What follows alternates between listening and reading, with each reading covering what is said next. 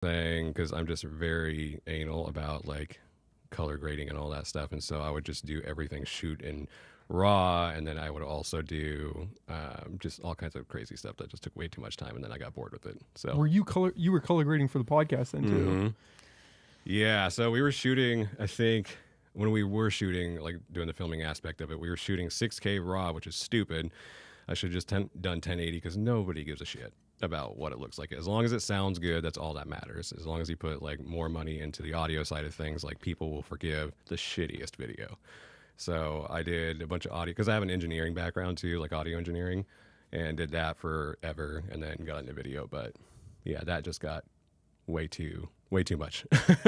I didn't know you started out in audio. Yeah. I would have guessed video was the start. I actually, yeah, so I used to play guitar and stuff, and I used to write a lot of music, do producing, produced several records, mixed and all that stuff, and then I got into doing the video stuff more full time. So I still do occasionally, will do the audio stuff, but yeah, I was trained in engineering and all that stuff, and that's kind of, I loved doing that. I love being around music, so like it's a ton of fun for me. I've seen that you've shot a ton of music videos around here and abroad. Yeah, lots of that. Yeah. So that's been fun. The process with that is kind of interesting because I didn't want to, because I've always like, I don't know, I didn't like music videos starting out because it just was the same old thing every time, especially with like hip hop artists. It was, hey, I want to, stand in front of this house with these cars that I don't own And all film of these this money. Yeah, Yeah. exactly. All this money All of that I these girls. borrowed. Yeah, it's just, I like things to actually have story to them. And I talk to artists all the time that are hip hop artists or whatever, that if you just focused on your visuals and you were, focusing more on telling story rather than like, look at the shit that I own. Like that will be a timeless music video. Like I love Kendrick Lamar's music videos because they put so much time into those and scripting those out and stuff, and they're just amazing. So anyway, music videos I was not the biggest fan of for the longest time, and then I started doing it because I realized, okay, if you're gonna complain about this stuff, start doing something about it. And because I used to have a big ego problem, and then let that get in the way of being creative. I'm like, oh, well, these guys suck, and blah, blah, blah, blah. And then I realized, I'm like, okay, you need to stop, bro. You need to like focus on, if you're going to focus on this so much, do something about it. And so I did. So yeah. And I'm kind of blunt. You'll start to realize. Pick up on that? Yeah. I'm learning how to filter that. So yeah. Well, that's a good quality to have to drive you to improve on something. I mean, if you were just satisfied with it being mediocre, yeah. where's the motivation to try to change that? Right. Yeah. And I'm always pushing people too, is like, if you care so much about the thing that you're doing, say you're a music artist or something like that, like put all that time into the video aspect as well. Is you put so much time and effort into your music and it means so much to you, why not focus on the visuals as well and put as much time and effort into that as possible? Because like you'll think of that stuff, a lot of people I recognize will be like, oh, we'll just shoot something and we'll call it good. It's like, no, I want to create timeless stuff with you guys, and it's like, just focus on that, like have a standard, because especially around here in Humboldt, we're 10, 15 years behind in everything. And but there's some guys that are trying to kill it right now and are killing it. Like you had Eli on here a little bit ago.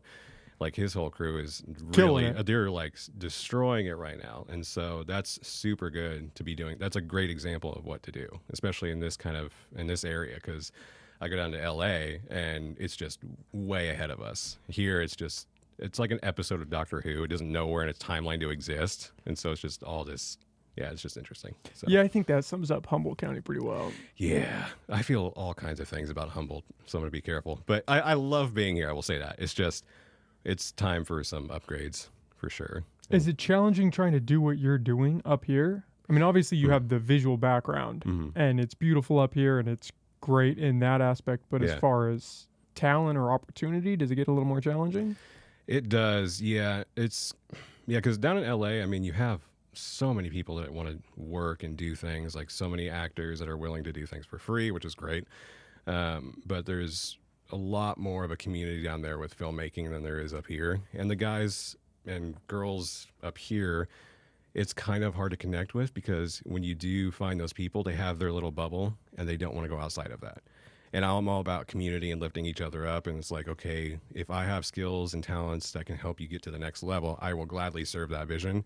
and do that for you. But a lot of that around here doesn't exist. And so that's kind of been the bummer part is like I try to get into some groups and they're like, oh no, we're good. Thank you. I'm like, all right, that's fine. But I'm all about like just building community and stuff. And that's why I like what Eli does is he's got this massive group of people and I help them out occasionally. And back in the day, like Eli would come over to my studio and he watched like how I set up some stuff and like watched the recording process because he's all about building community as well. So it's like you get these people that focus on that stuff together and then we could change this entire weird perspective and mindset that Humboldt has of like I'm going to be on my own little island and stay It's a away from famine you. mentality. Yeah. It's I got to guard my stuff because Right. I don't want you to come in and take over, do it better, or so Exactly. I'm gonna wall off the garden. Right. And it's like when it's a good point is like the do it better thing is if somebody does it better, freaking great. Learn from it. Because that's what I do all the time is my mentors, I tell, hey, if I suck at something, if this thing is ass, tell me. I want to know that. And that mentality is kind of getting lost a little bit because everybody wants to be the best at what they do, which is great, but you still need to be mentored. I believe in the Jedi Master Padawan thing going on. So, yeah, but Well, how do you expect to get better if everybody is just telling you you're great yeah, and not saying, hey, this was kind of a shitty project, or how you implemented this wasn't that great? dude. You're just gonna, if you have yes men around you, Mm-hmm. you're not gonna get any better. No, that's exactly it. Is you have to have those people that are going to be brutally honest with you. And and the same thing with my girlfriend is, if I know she loves me. This is a good example. I know she loves me. And I know she cares about my dreams and my desires and my passions and everything. But I always tell her is like, I want you to be honest with me about this stuff. Does it suck? Like our relationship isn't going to suffer because you're honest with me. Like I want to know what I can do to be better, how I can be better in this area or whatever it is. And same thing with my mentors is like, I'm a very emotional person, but I know how to turn that off when it comes to my job and the things that I create. So I love it when people tell me, hey, you might want to try to fix this. You might want to try to fix that. And I thrive off of that because then I see it in my next project, like I'm significantly better. So, I mean, even when I was doing the podcasting stuff, like I hit up Nikki Glazer, actually, and because I ran into her at a thing. And I was like, so I'm starting a podcast. What's the number one thing that you'd recommend for me to do? And she said, record yourself constantly, film yourself constantly, start noticing where you lack in your speech and your mannerisms, and you'll start to see what you need to work on. And it's really revealing and it really sucks. And she's like, Justin, it really fucking sucks because you're like, oh, I suck. And it's like, oh shit. And so then I started doing that. And I didn't realize the amount of times I said likes, I was like a stone wall just doing this. And I wasn't very expressive, and I'm an expressive person, but I felt like, and I needed to be doing this kind of stuff to seem like I was dominating in the conversation or whatever it was. And I fixed a lot. But anyway, yeah, that was a big inspiration too, was her opening that door as well, being like, yeah, just be open to change, be open to growth. And yeah. That's some great advice because Yeah. it is brutal, Yeah. especially on camera or through audio when you're listening back to yourself. It is yeah. brutally apparent, every Yeah. shortcoming. Dang. Yeah. And it is. Like, have you noticed stuff with you? Oh, yeah. Like, what's been your biggest At stuff? the beginning, the likes, the Yeah. and it'd be every episode. And then I started noticing it in guests, which you can't really control when the guest says it. So then it would You don't just, stop them and you're like, oh my God, shut the hell up. I had a guest one time, a good friend, Mhm. and I brought it up before, and Yeah. he said like maybe 15 times in the Mhm. span of 8 seconds. And I just we ended the What? podcast. We just brought it to a close because I just couldn't get it out of my head. And then I knew we were going to start saying like more. Yeah. So you just got to pull the plug. How did he handle that when you told him? I didn't tell him that's why. I just Oh, you did it? naturally Okay. brought it to, it was at a good conclusion to kind of wrap it up. Yeah. But that is something I still work through. Yeah. I had a podcast the other day and I said, that's fascinating, or it's interesting, Yeah. maybe 12 times through the whole podcast. And it's all I've been able to think about for the last 24 hours. You're just like, It's just, fuck. yeah. Wait, are we allowed to cuss? Oh, yeah. Oh, okay. You can say whatever. Okay, cool. I won't say whatever, but yeah. Yeah. So I've been thinking about that nonstop. It's Okay. just been, and I haven't even gotten to the audio. I haven't even started editing it. Oh, And shoot. I can't stop thinking because I noticed doing it Yeah. in the podcast Mm-hmm. and I just couldn't stop because the more I Oh, thought man. about it, the more I said it. And then it's just this vicious cycle. Oh, that's a bummer. Yeah, I hate doing that stuff. And then there was one thing I was working on too was when somebody's talking and I'm doing it now, is not saying yeah, but I want people to know I'm engaged. But at the same time, it depends on the person. Like when you do those little fillers when they're talking, like yeah, like saying that you're agreeing, it can sometimes kill that flow of thought. And so that's something that I'm also watching. And so is one of my things too. So I'm not used to doing this. I'm always behind the cameras, and it's just awkward sometimes for me to do this. So, but yeah. Is that where you feel more comfortable? Is kind of behind the camera, or more in power, I guess you would say. More comfortable, and directing is something I absolutely love doing. Like being a DP and directing is just like the most fun I've had doing filming stuff. And I'll get asked occasionally to do this stuff, and it's just always so awkward for me because I'm like, I don't find myself that interesting at all. And so like I know the stuff that I do is definitely interesting as far as filming, but it's weird for me to do this. But I just challenge myself. Like the beginning of this year, I said, if it makes me uncomfortable and makes me feel weird, I'm gonna do it for the most part. Like if there's some stuff I'm not gonna do, obviously, but yeah, this is definitely one of those things I agreed to. So you have to push the boundaries of what you're comfortable with. Yeah. Otherwise, I would just live in a box. Yeah. I mean, I was joking about it the other day that if there was a way I could have done this podcast and remained anonymous doing it, I would have done that. Oh, dude, that'd be so dope. Yeah, absolutely. Just a black screen every time it cuts to me. Nobody knows who I am. I'm just behind this little curtain. That'd be amazing. I almost brought in one of my Star Wars helmets just as a joke. Be like, I have to wear this when I do this because it makes me feel safe. But I didn't. But yeah. Yeah. Well, it's interesting in that behind the camera, you're not only shaping the people that are on camera, you also, I mean, you're focusing on the shots, you're focusing on the framing. Then you have to work with the actors and get them comfortable. I mean, you've got way more. I just have to sit here and talk and try to be interesting for 5 seconds and then spin it back to the guest. Yes, it's a lot. It's so much fun though because part of me loves telling people what to do, and I have a history of like being a little too aggressive with that. But then I found filming I could do that in a creative way, and I'm also like totally into psychology and like read a ton, and so like I worked through a lot of my ego issues and all that crap. But then I found an outlet for it where it was actually a safe place to do it, and I'm like I just fell in love with it. But it is a lot. But once you get into the groove of it, I mean, doing this, once you get into the groove and you find your pace with it, and it's just something you're super passionate about, like all the work that comes with it just kind of seems just like second nature. And it's not really, you have your stressful moments, especially in editing, which editing is just a bitch, especially when you're editing like long form stuff. Like when I edit my wedding films, that can be just the biggest pain in the ass sometimes because I'll be on fire with an edit and be like, oh, this is going to be so dope.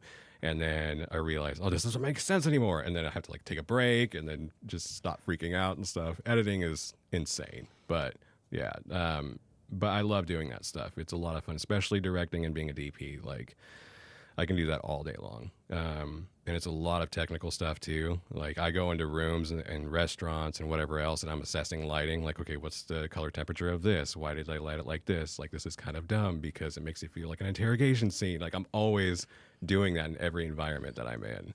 And sometimes I have to just learn to shut that off because it becomes way too much because my brain is just constantly going. But it's hard because that's what you have to focus on when you're actually doing the thing. Yeah. And so you get into this, like you said, a flow state. Yeah. And then it becomes all you see is, oh, this shot would look great right now, or this sunset is perfect, or I could do something with this room, even when you're not actually working.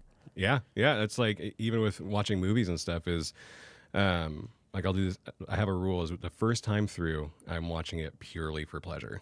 I cannot sit there and tear it apart as much as I want to. And then the second time I'll be like, okay, I would have done this. I would have put this light here because this would have conveyed like this feeling a lot more. And yeah, it's interesting. With your wedding films, I mean, they're pretty cinematic. I mean, it's almost like a short film. Yeah, that was, I just got tired of wedding films, like being the super cinematic slow motion shots of like, which I still do, and like clients will still pay for it, and I will absolutely do them. But I wanted something, I started recognizing like I wanted it more story driven, especially because some of the people that attend those weddings, you never know if you're going to see them again. And now we're doing this thing where we mic, I think I have 15 mics that we use on a day, and I'm trying to get to at least 20 or 30. so that way I can mic all the important people, and then we can just go back because I shoot in time code. I don't know if you've gotten to time code yet. No, I haven't, but I've seen your video on it. Okay, yeah. So the time code stuff is just a freaking godsend. So everything's ran off time code. There's this master clock, and everything's synced to it. Yada yada yada. So I can go back and then because I edit in DaVinci Resolve, I can just sync to time code, and then everything in my timeline just sets up, and it's way easier to edit that way because it just shows the entire day, and I can just start doing that stuff. But yeah, I started recognizing that I wanted more storytelling and wedding films because it's like your special day, and you never know if you're going to see these people again, and you want to be able to go back and watch those conversations and see like your great grandfather, your great grandmother, your grandmother, whatever it is, say these things, and it's turning into like a whole different style for me because like when I first started doing wedding films, it was just a standard, here's a 3-5 minute like music video. There you go. And then I was just like, okay, this needs something. That's exactly what it was. Yeah. You just sync it up to a song, cut through a few frames. Yeah. And it still works occasionally. Like some people, like I have some couples that want that, and I will still do it. I mean, because I like having money and I'm good at that stuff. Like it's just pretty easy. But I mean, that's why it's like a lot of education when it comes to wedding films now, especially in the style that we're shooting. Like I have to go through and explain, okay, this is why I would push you to do like a documentary edit because you want these conversations, you want this stuff, it's just a lot. Yeah, but I love the way that we're doing it now. But when I first started, it was not great. So it was interesting. Did you kind of pioneer that style out of necessity, or had you seen something that sparked that idea in you?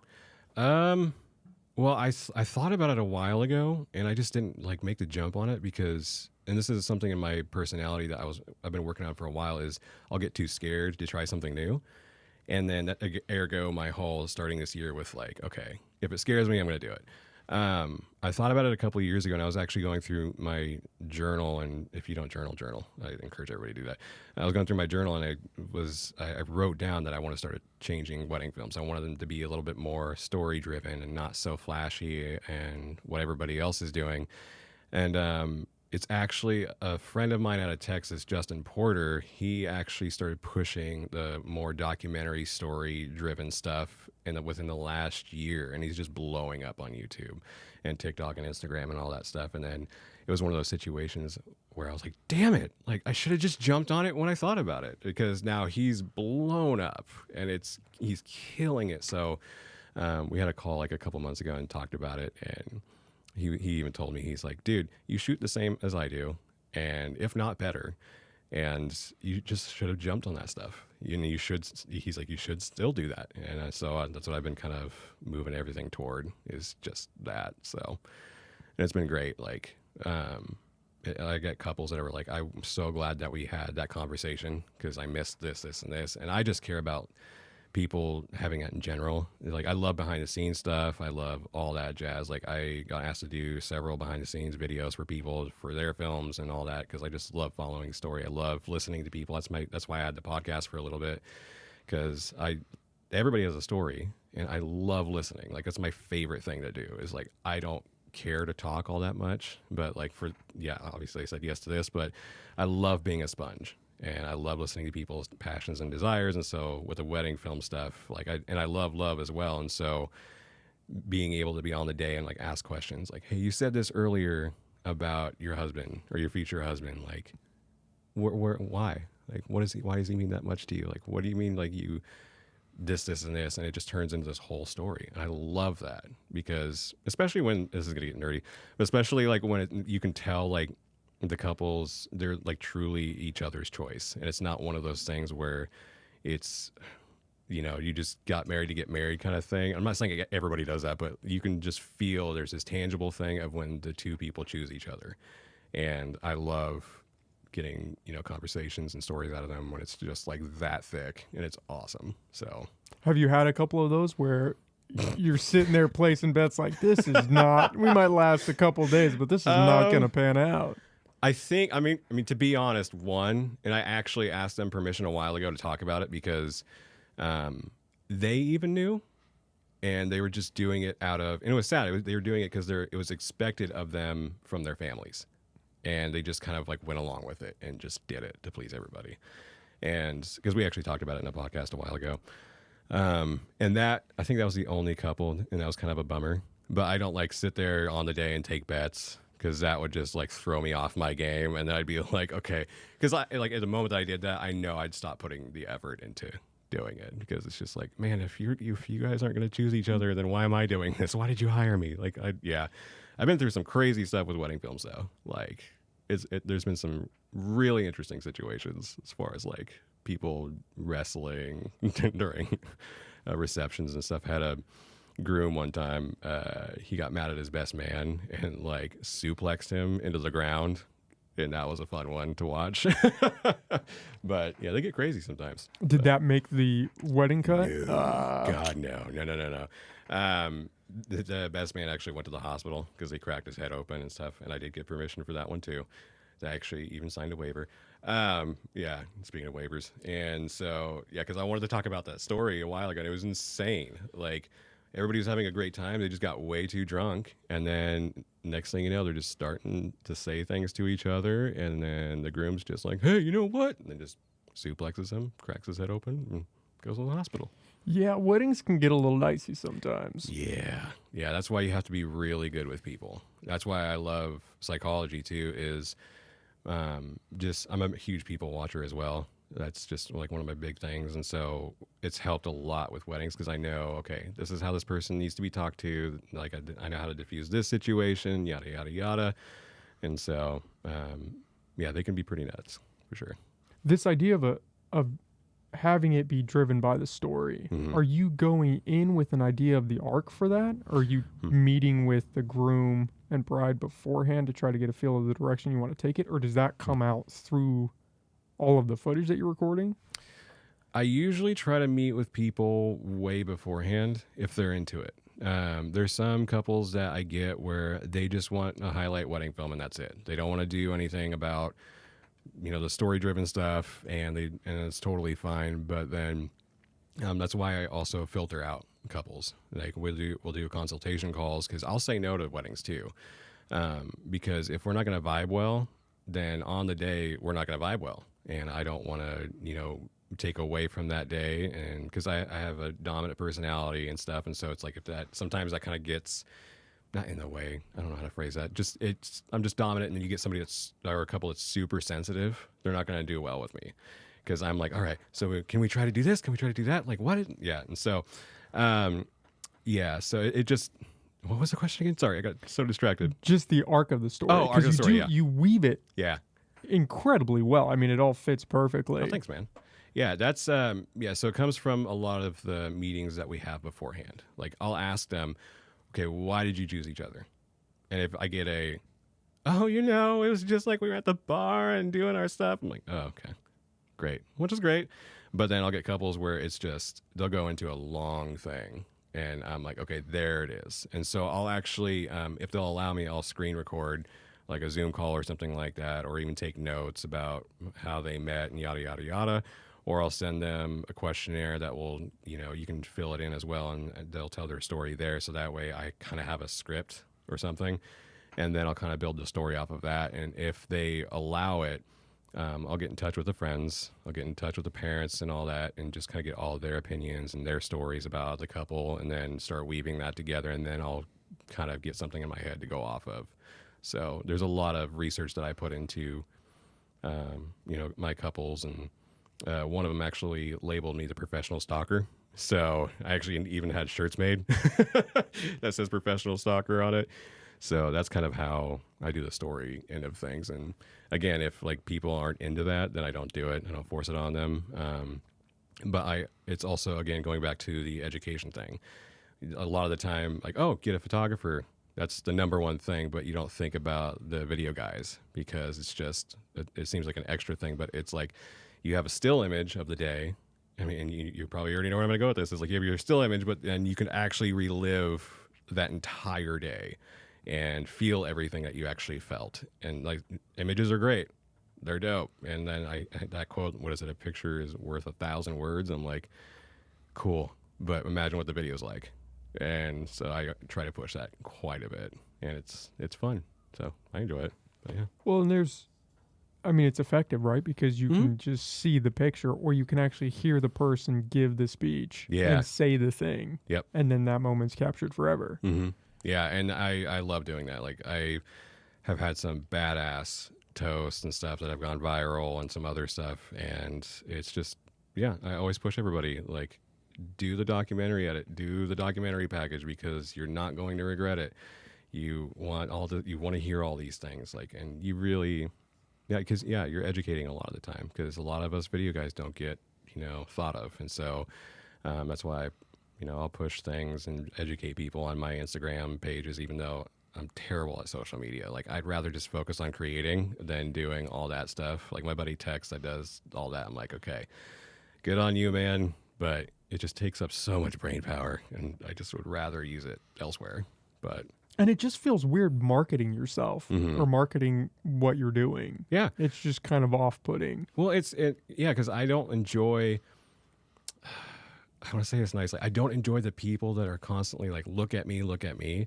I'm more of the mindset of let your work speak for itself. Like, it drives me crazy when people say, I'm the best this, or like DJ Khaled, we the best music. I'm like, dude, oh my God, no, you're not. Like, he's a facilitator. That's what he's great at. He's doing, but his music, anyway, I'm not gonna go off on that. But like, I'm always about like, let the work speak for itself. And yeah, I don't know. Yeah.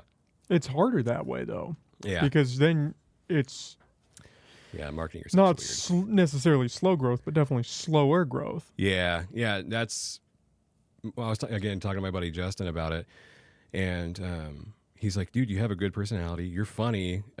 You have a very dry sense of humor, and people need to see that. Like, they'll buy more if you put yourself out there more. I'm like, dude, I really don't want to do that though. Like, I feel like a $5 lady of the night. I don't want to just be used like that. And it's just weird because I also love being private, especially with my family, and I want to protect their privacy as well, because I don't like how much social media exposes like where we live and all that jazz, because it's super easy to find people. I could do that in a heartbeat. Like, that's how I found you. Yeah, exactly. I mean, case in point. 100%.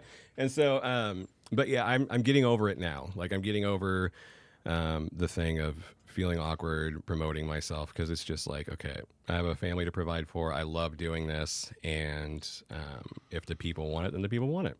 And I'm here to serve the people, and that's what I say constantly: is I'm here to serve you. I'm here to serve the people, whatever you need. And if you need a video of me showing you how I light things, and how I, mic a dress or something, or how I filmed this music video or edited this film, great. And like, I have to remember, it's not about me. And I think that's a big thing for me, is just like removing myself from the situation, or like the social media marketing end of it, and then just focus on, I'm here to give tools and resources to people. Then I could do it. But then once I get in the headset, I'm like, I hate the way that like I talk and do this, and this, then it becomes weird. But yeah, anyway, yeah.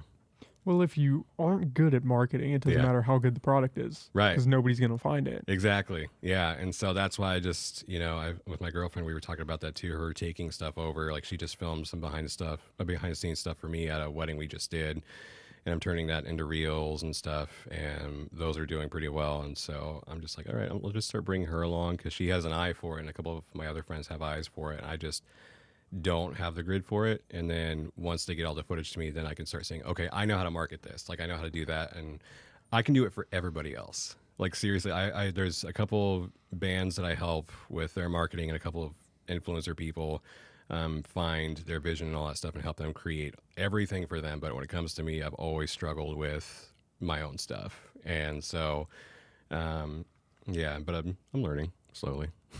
Yeah, we were talking about color correction. Yeah. That's the next frontier I have to learn, is marketing. Yeah. Because it's just so crucial Yeah. in today's day and age, because there's so much shit out there. There's that so you can much. just get buried. It doesn't matter how good the product is. It doesn't matter how creative. Totally. You can just get paved over by someone that knows how to brand their stuff. Yeah.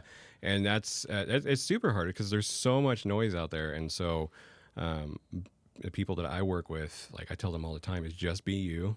And that's what's going to sell, because people can feel the genuine stuff. Like I work with a couple bands now where they're trying to copy other bands. They're trying to do the same thing that this other band is doing. And it's like, because it's a template and it's this yada, yada, yada. I'm like, no, do the opposite. Like find your guys' voice, find your personality, and then start pushing that stuff. Like film band practices, film recording sessions. Like if one of you is the dweeb of the group, like make stuff out of that. But like you're never going to be a Coldplay. You're never going to be a whoever is famous now or Post Malone. Like you're never going to be those guys. And that's if you manage those expectations when it comes to marketing yourself, and you just focus on yourself and marketing your stuff and your personality and your then it's going to do way better than you copying another person. And I've found that works every time. If you just stay true to who you are and you show the people that, it does wonders. And yeah, like you might get a viral video of copying somebody for a split second, but if you can't be consistent, especially with who you are, then it's just going to fail ultimately. So, and imagine if it does take off, you copying this person, and then every day or everything that you do, you have to put on this mask and play this persona. Dude, I know people that are doing that now, and it's killing them. It's you gotta be careful here. It's making them money, and it's making them do cool things, but it's destroying who they are. And then that's where you have to really sit down and ask yourself, is selling yourself like that worth it? Is it worth pretending to be somebody else? Like completely just throwing your personality and who you are in the trash. And it's, man, I'd rather just be me than put on masks and stuff. And so I encourage everybody that I work with is like, just be you. Like I get playing the game. We all have to. Like I understand the game. Like I totally get it. But I don't know. It's just, it depends on what the situation. I'll say that. But yeah, I've worked with people where it's just like, you can see that they're just destroying themselves because of how fake that they have to be, again, pretending to be somebody else. But yeah, that's a high price to pay going down that path. Because that would fuck with me just on the level of then, do these people actually like what you're doing, or is it that you're pretending to be this other thing? Yeah. I don't know if I could ever get past that. Yeah, because it's like you're kind of like this other thing, and that's the closest that they can get to that other thing that they ultimately want to get to, and you're kind of a little bit of a representation of that. And so it's just this weird dichotomy of, I don't even know. I just encourage everybody I work with, just focus on you, just be you, because you know you really well, and you can be consistent there. You can't be consistent with the mask stuff. And if you are, you've got some issues and need to see a therapist. So yeah, that might be a little psychopathic. Yeah, that might be a red 100%. flag. Yeah, and that's like, I mean, that's even with people that I work with is, it could take me places and stuff, but I will just, like, if I can just tell this isn't like if this isn't gonna, if you're not gonna be real and true, I don't want to work with you. Like that's kind of how I am too. So, but yeah. Do you think that hampers, I mean, specifically with musicians, does it hurt their music when they're trying to fit that mold just to maybe get a little more shine or a little more recognition? I don't think it does. It depends on where you're at. If you're in like the mainstream space with, writing syncs, music for films and commercials and all that stuff, like I don't think that hurts too much, like because you're playing the game, you're doing the thing, because you're paying the bills. Like if you're paying the bills with that, great. But I don't know, it's weird. That's a weird situation. Yeah, I don't know.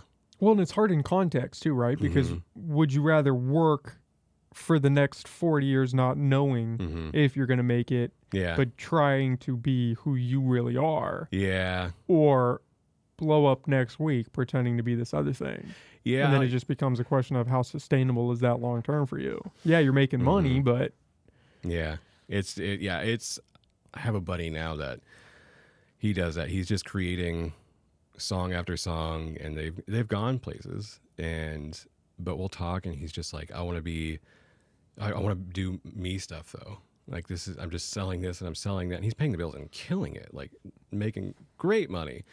But it's just like, I'm not on that side of things. Like I just am friends with people that do that stuff, and I encourage people that do that stuff and help them create. But he's just selling a lot of himself to be this thing, and it's destroying him. And he's got like this dream of being in this massive band and yada, yada, yada, but not making the moves to do that because just how comfortable he's been playing the game. And I don't know, it takes a special kind of person to be able to do it. Like a psychopath kind of person to do that. And it's like, if you do that, great on you. It's just, I can't, and I don't encourage people to do that. So even though it's a machine and you do have, again, you have to play the game, I get it, but I can't do that ever. So do you feel that machine creep in on what you're doing as well? Because you're doing skits, you're doing wedding stuff, you're doing music videos. I mean, you have a broad range of stuff. Do you worry about audience capture coming into play? Yeah, I do to an extent. We were actually talking about this the other day with my team is, you do have to make some stuff for everybody else, because especially if you want to get, like, eventually I want to direct a Star Wars show or a movie or whatever it is. Like, I love Star Wars. That's my thing. And you do have to make stuff for the audience, like, especially when it comes to music. I was just talking with a friend about this, is you have to make an album to please the people, and then you make one for yourself, and then you make another one for the people to keep it relevant, to keep them interested in who you are and all that stuff. Like John Mayer, like, I love John Mayer. He's great. He even talks about the same thing, as he had a couple albums where it was just for the people, and then he went and did, I think it was Born and Raised, which is like, I think, a straight acoustic album, and that was all for him. It didn't do well at all in the charts. It was terrible in the charts, but then he felt like the most true to himself, and then out of that was like this very therapeutic thing that he went through, and then came back and wrote music for the people again. So with audience capture, though, you do have to do that, and I do on occasion, like, I'll pay attention to the comments and all that stuff, because people are always like, don't read the comments, don't read the comments, don't do that. I'm like, well, if there's a general consensus of like, hey, this is ass, it would be better if you did this. And if it's just the majority, then kind of listen to that. But if it's just like one guy in his basement being like, oh my God, you're terrible, it's like, screw that guy. But like, I'll take some stuff too. Like, when I do skits with people, like texts or whatever it is, like, we'll go through the comments sometimes and read those and see like, what could we do better to please the people. And if there's a majority, like 90% of them that said like, hey, it would have been more awesome if it was this, then we'll listen to that. Then we'll go and rewrite stuff and do things over again or whatever it is. And with my wedding films too, I will send those out to people, have them watch them, like at least 5 or 10 people, depends on like how I'm feeling that day. If like it's total ass, then I don't want to hear from 10 people. Like, hey, this is crap. You're like, I get the picture. I think I'm exactly. I'll take it from the 5 people. But it depends. So I definitely get sometimes super worried about the audience capture, because like, I have to, in a way, please people. It's a balance, of course. So I'm learning. It's hard walking that line. It is. Yeah, it really is, especially for being somebody that's creative. In this day and age, it's all about marketing yourself, going back to that. It's all about, how like your product is, like, because you have to think about that stuff when you're posting things. It's like, how is the audience going to resonate with this? Like, and I want to make sure that they do. And if they don't, then it's like, that could be more work that's lost for you, because it's not. Yeah. So it's a balance for sure. And with my wedding films, though, like, I don't give 2 shits about what people think, except for the couple, and that's it. So it's, if they're super pleased with it and they're great with it, that's all that matters. So if I get Joe Schmo coming in and being like, oh, I would have filmed it like this, and well, it's not about you. Like, and thank you for your input. And meanwhile, that guy probably doesn't even have a camera. Exactly. Yeah. Like, I've had that on TikTok a couple times. Like, people have reached out to me through there. Like, I've posted a couple of clips that have gone viral on there, which ultimately led to nothing. That virality means nothing until, I don't know. That's a whole other topic. But like, I had people reach out. There's one guy that just really just irked me. He was actually a DP in LA, and he like watched this clip of a wedding that I did. He's like, I would have done this, this, and this. And then I just kind of came back with, in what world did you think that was okay to, say these things and yada, yada, yada? Like, did I give you permission? And he's like, well, you posted it publicly. Like, crap. That's a good point. But it's just, I still don't care. I can't, because I used to have like a massive people pleasing problem. And so it's just one of those things of, does this deserve or warrant me caring about this? But when it comes to my wedding films, again, it's just the couples that matter, and that's it. And then I just leave it. Well, in that case specifically, they're the ones paying the bill, right? Mm-hmm. So yeah, I'm there to their serve opinion their matters. Exactly. Yeah, everybody else, you can get bent. Oh yeah, exactly. And so, but if it's somebody that's like, that has notoriety in the video world or the filming world, that's like, hey, like, this could have been great. If it depends on the heart. Like, if it depends on how it's delivered, it depends on the motive of it. If it's somebody that like I respect, then I'll definitely listen to it for sure. Like if it's a lighting thing or whatever. Like a buddy of mine, he's a gaffer, does lighting for crazy videos down south. Like amazing guy. I set up a C stand wrong for a light, and then he texted me this novel of like what to properly do. And at first, excuse me, I wanted to be super offended by it, but I'm like, wait a minute, what am I doing? Like he's doing the thing. Like he's great at what he does. Like there's a reason why he gets hired all the time. And so I just like corrected that and stuff. But people like that I'll listen to for sure. But if it's just Well, and that's an easy thing to fix and a tangible thing to fix. I would imagine when you're directing, it gets a little more dicey because like Tarantino's going to direct a movie completely different than James Cameron would. 100%. And so if you have one saying, hey, you should shoot it this way, well, where does your subjective eye come into that? Exactly. Like I was actually just listening to something the other day where it was George Lucas and Steven Spielberg, because they've had this friendship forever, and they would actually help each other direct. And I didn't know this, but it was on I forgot what podcast it was. But Spielberg was talking about like he'd go to George and be like, "Hey, how would you direct this thing?" And like the camaraderie there was like these are two heavy hitters that are just like helping each other direct each other's films, and that's super badass. Like that I can totally get. But if it's something like Tarantino where he's got a vision and do not tell him how to execute it. Like he's just, I mean, that guy's a god in general. I know a lot of people hate on Tarantino now because, I mean, he's got a lot of crazy stuff in his films, but he's still a boss. Like I love, like his films actually are timeless because he puts so much effort into them and stuff. But anyway, directing, like, yeah, it just depends. That's why it's good. There's a hierarchy in the filming world as far as like who's the director, and if you want to take opinions from other people. Like when I direct people, I'll definitely listen to them. I never say no on a set. I never, ever say no, because that's when you start saying no, you shut people's brains off to being creative. And that's such a heartbreaking thing to watch. So like when I'm directing people and I have somebody that comes up to me and says, hey, it'd be really cool if we did this, this, and this. Yeah, totally. Absolutely. And then I'll just continue directing.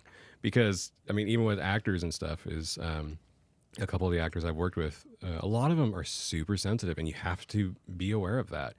And they'll have ideas, and if they don't work out, then they don't work out. But I never tell them no, because who knows? Like they could have an amazing idea, and I've had several amazing ideas from actors where they're like, "Hey, I want to try it this way. I want to do it this way." Great, let's do it if we have the time and the budget for it. But yeah, it's the yes and thing. I don't know if you've heard of that before. Yeah, it's like the Second City. I read that book a while ago. It's like Second City yes and I've used it for years now. Because I hated being told no when I was being creative. Like when I have an idea or something, and that was like a childhood trauma where I've been told like, no, you can't do this, and I would just shut down. And so now that's actually something I bring to the table. Like when I'm directing people, is always imagining the little version of me. Okay, if I was talking to me when I was super insecure and all this stuff, how would I take being told like this or being told no or whatever it is? And then I cater to that and kind of shift things to how that person needs to hear it. But when it's directing, I totally just went on a tangent.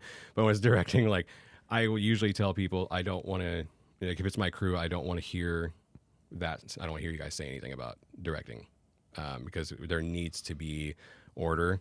Otherwise, there's going to be chaos.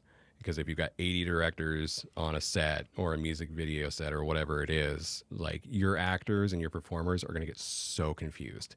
Because, well, he said he wants it this way. Well, he wants it this way.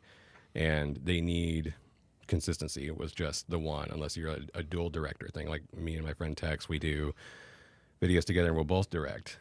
Because he has like this massive vision, and I say this all the time, but he's very whimsical and very space cadetish, and is just all over the place and super creative. And he doesn't sometimes communicate effectively to the group of people that we're working with. And so I get to be like, okay, hey, so is this how you want this to be done? And it's not all the time, but there's certain cases where he absolutely needs to learn how to translate a little bit better. So I'll be there. If it's his production, I'll be there and be like, okay, this is what he meant. Can we try this, this, and this? But when I'm directing, I don't want anybody talking to me from my crew about like how to direct something, because yeah, if they I tell them at the beginning of each shoot, if you have an opinion, wait till we're done and then tell me like afterwards, or even before, but not before the actual take that we're going to do, like that we're going for real. because it will just mess with me and it will mess with the flow of whoever I'm directing, and can't have so many cooks in the kitchen like that. So Yeah, otherwise you guys are going to be out there all day. yeah, which It's just going to we've become done. this cluster. Yeah, and that's why I'm very adamant about the hierarchy of a film set, because it's just, you can't have this cluster and it gets so old. Like, I hate when things are out of control and everybody's all over the place and nobody knows what the hell's going on. That drives me nuts. Yeah, and so I like to run a tight ship, but I also have a lot of grace for people. It's just, it depends on if we're tight for budget and schedule and all that stuff. Like, I'm going to be a hard ass about it. I'll allow you to do your thing if you're the actors and stuff, being creative, for sure, because we need the best we can possibly get out of you. But I also know how to work with people in those situations. Like, a lot of the time, like, I'll go into those situations a little bit scared, because like directing people is always so intimidating. But then once you're in it, like, you just turn into a whole different person, and then you just, especially if you feed or feel off of people and you understand the vibe of a situation, you know how to work with them and make it a successful shoot or whatever it is. So yeah. And I would imagine that psychology aspect really comes into play there. 'Cause Yeah. then you can kind of subtly nudge or diffuse a situation, or just Totally. keep everybody on track. Yeah, that's the psychology of it is super great. I think every director or anybody really in the film world needs to study psychology. I didn't go to school for it or anything, but I read nonstop. Like, I love reading. I think everybody needs to read and spend more time reading than on their phones. But it's just, once you know somebody's personality type, once you know and understand, like, I can't, like with my girlfriend, for instance, like, this is a good example. I always go to her for examples because I'm more of a straight shooter. Because I'm used to like working with people like that, where I can be like, hey, this needs to get done, this, and this. But then when I get home, I can't sit there and be like, all right, babe, you do this, and this. Also, I don't like the way you did this. It's like, you have to talk to her how she understands. And I call it the Candyland theory, where you kind of do this Candyland thing of explaining something. It's going to take like a half an hour to 45 minutes to get to the point. But if that's how they feel heard and understood and loved, you have to take the time for that and have the grace for that process. Because if you don't, you're ruining connection. And so it's the same thing when I'm working with people as well, is if I can, I like to know their personality types. So that way I know, okay, you need to be talked to like this. I need to understand you like this. Like, again, I always go to Tex because he's one of my best friends. He needs things said in a certain way. I can't go up to him and be like, hey, you're an asshole. Because he would shut down. It's like, hey, you handled this in this way, yada, yada, yada. What if we try it like this next time? And just be aware of, this is how you're acting. Then he gets it. So you can't be a drill sergeant to super sensitive people. And yeah, but it's good to study psychology for sure. So, and like, I'm friends with, military guys that were like counterintelligence stuff, and same thing is like, study body language, study all that stuff. And so that's what I do. Like, I size people up constantly. Sometimes I have to shut it off because I'm like, it doesn't mean what you think. Like the whole crossing your arms thing, sometimes that's just comfortable. That doesn't mean they actually hate you. So, but Yeah, it doesn't mean everything's about to go sideways right now. No, not at all. And so, yeah, anyway, yeah, psychology's great. Read a ton. It's awesome. Is it hard when you and Tex are in that dual directing mode? Because I would imagine it sounds like you put a lot of prep work into your stuff. And I could see it being a challenge if you have this idea of how this is all going to pan out and he has a separate idea, trying to mesh those. We usually will meet up beforehand. It depends on the project. Like, if it's his thing, then he has full creative. He's taking the lead. It's all him. Like, and he'll ask me during, like, we filmed something for his TikTok where it was really hard for me, but I wasn't the one filming and I wasn't the one directing, but I was just there to support him because he was directing this TikTok. It was a whole zombie thing that he came up with that was nuts. I think I saw a couple shots on that. Is that on your Instagram? That's on his Instagram and on his TikTok. I think it's Simply Tex. I always get it wrong. I don't know. But that was his thing. And so I just showed up on the day and I got to watch him just be a boss. And he told me, he's like, well, I learned from the best. I'm like, no, it's not. Like, if you feel successful from working with me, freaking awesome. Like, love it. But there was several times where I wanted to be like, I would have done it like this. I would have done it like that. And then he'll see that But that's a me thing. That's an ego thing. I got to keep in check because again, I'm there to serve somebody else's vision, and I just know like from my end of things is I know how to make things epic, and if the person doesn't think from the perspective like of a DP or whatever it is, they're not going to know how to emphasize certain moments. Like you've got like. No, I'm not gonna go. No, I'm not gonna go to that. But the director stuff. If it's his project, he does that. If it's my project that I wrote and all that stuff, then I'll direct it. Or if I feel like he would serve what I wrote better, if he directed it, then I'll allow him to do it. It just depends. Like I don't need to be in charge of everything, and I don't want to be. And so we have this good balance of talking to each other about like if we shoot a commercial or something. I wrote it, but he'd be better at directing that subject matter. Then I let him do it, and I don't say anything unless he asks me, "What would you do in this situation?" But I never jump in there and I'm like, "Hey, I'm going to do it like this," and and it's not my thing. So yeah, we're pretty good about it. It took some time to get there for sure, but once we learned each other's like styles of communication and stuff, then we're pretty on it most of the time.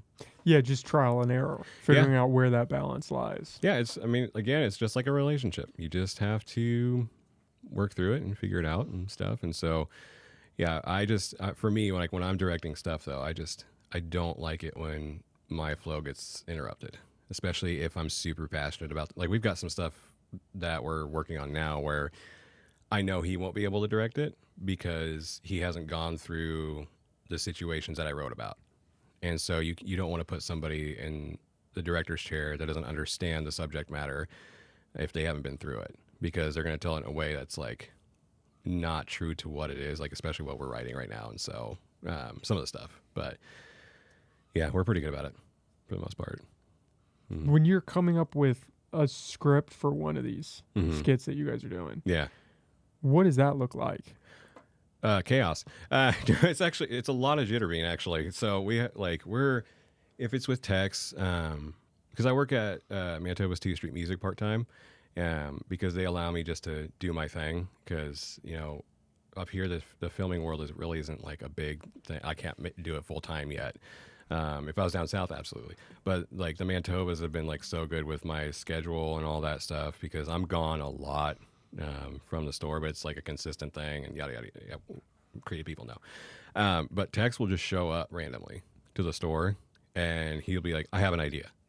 Like, "What is it?" And then he'll tell me. I'm like, "Dude, dope." And then I'll just start like writing it out because that's usually how it works. Is he'll have the main idea, and then I will go in and like write the script for it and stuff, and then he'll make little tweaks. Be like, "Hey, can we say it like this?" Like, absolutely. And it's a ton of fun. Like I love getting together with people and just writing. It's a lot of fun for me to do that. And so, and he'll call me randomly, like in the middle of the night too, and just be like, "Dude, I had this idea." And I'm like, "Bro, trying to sleep."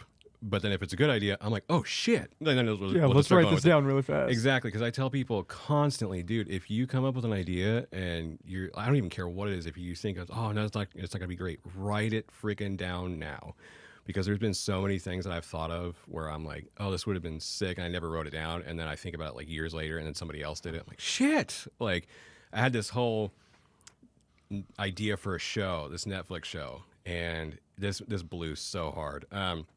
It was this show that I had an idea for. I wrote out the scripts and all that stuff for it. It was going to be like a season long. I wrote it, sent it over to this guy that was reading over my scripts to help me format better and how to have better grammar because I was homeschooled. Things fell through the cracks, yada, yada, yada. We can get to that if we want to.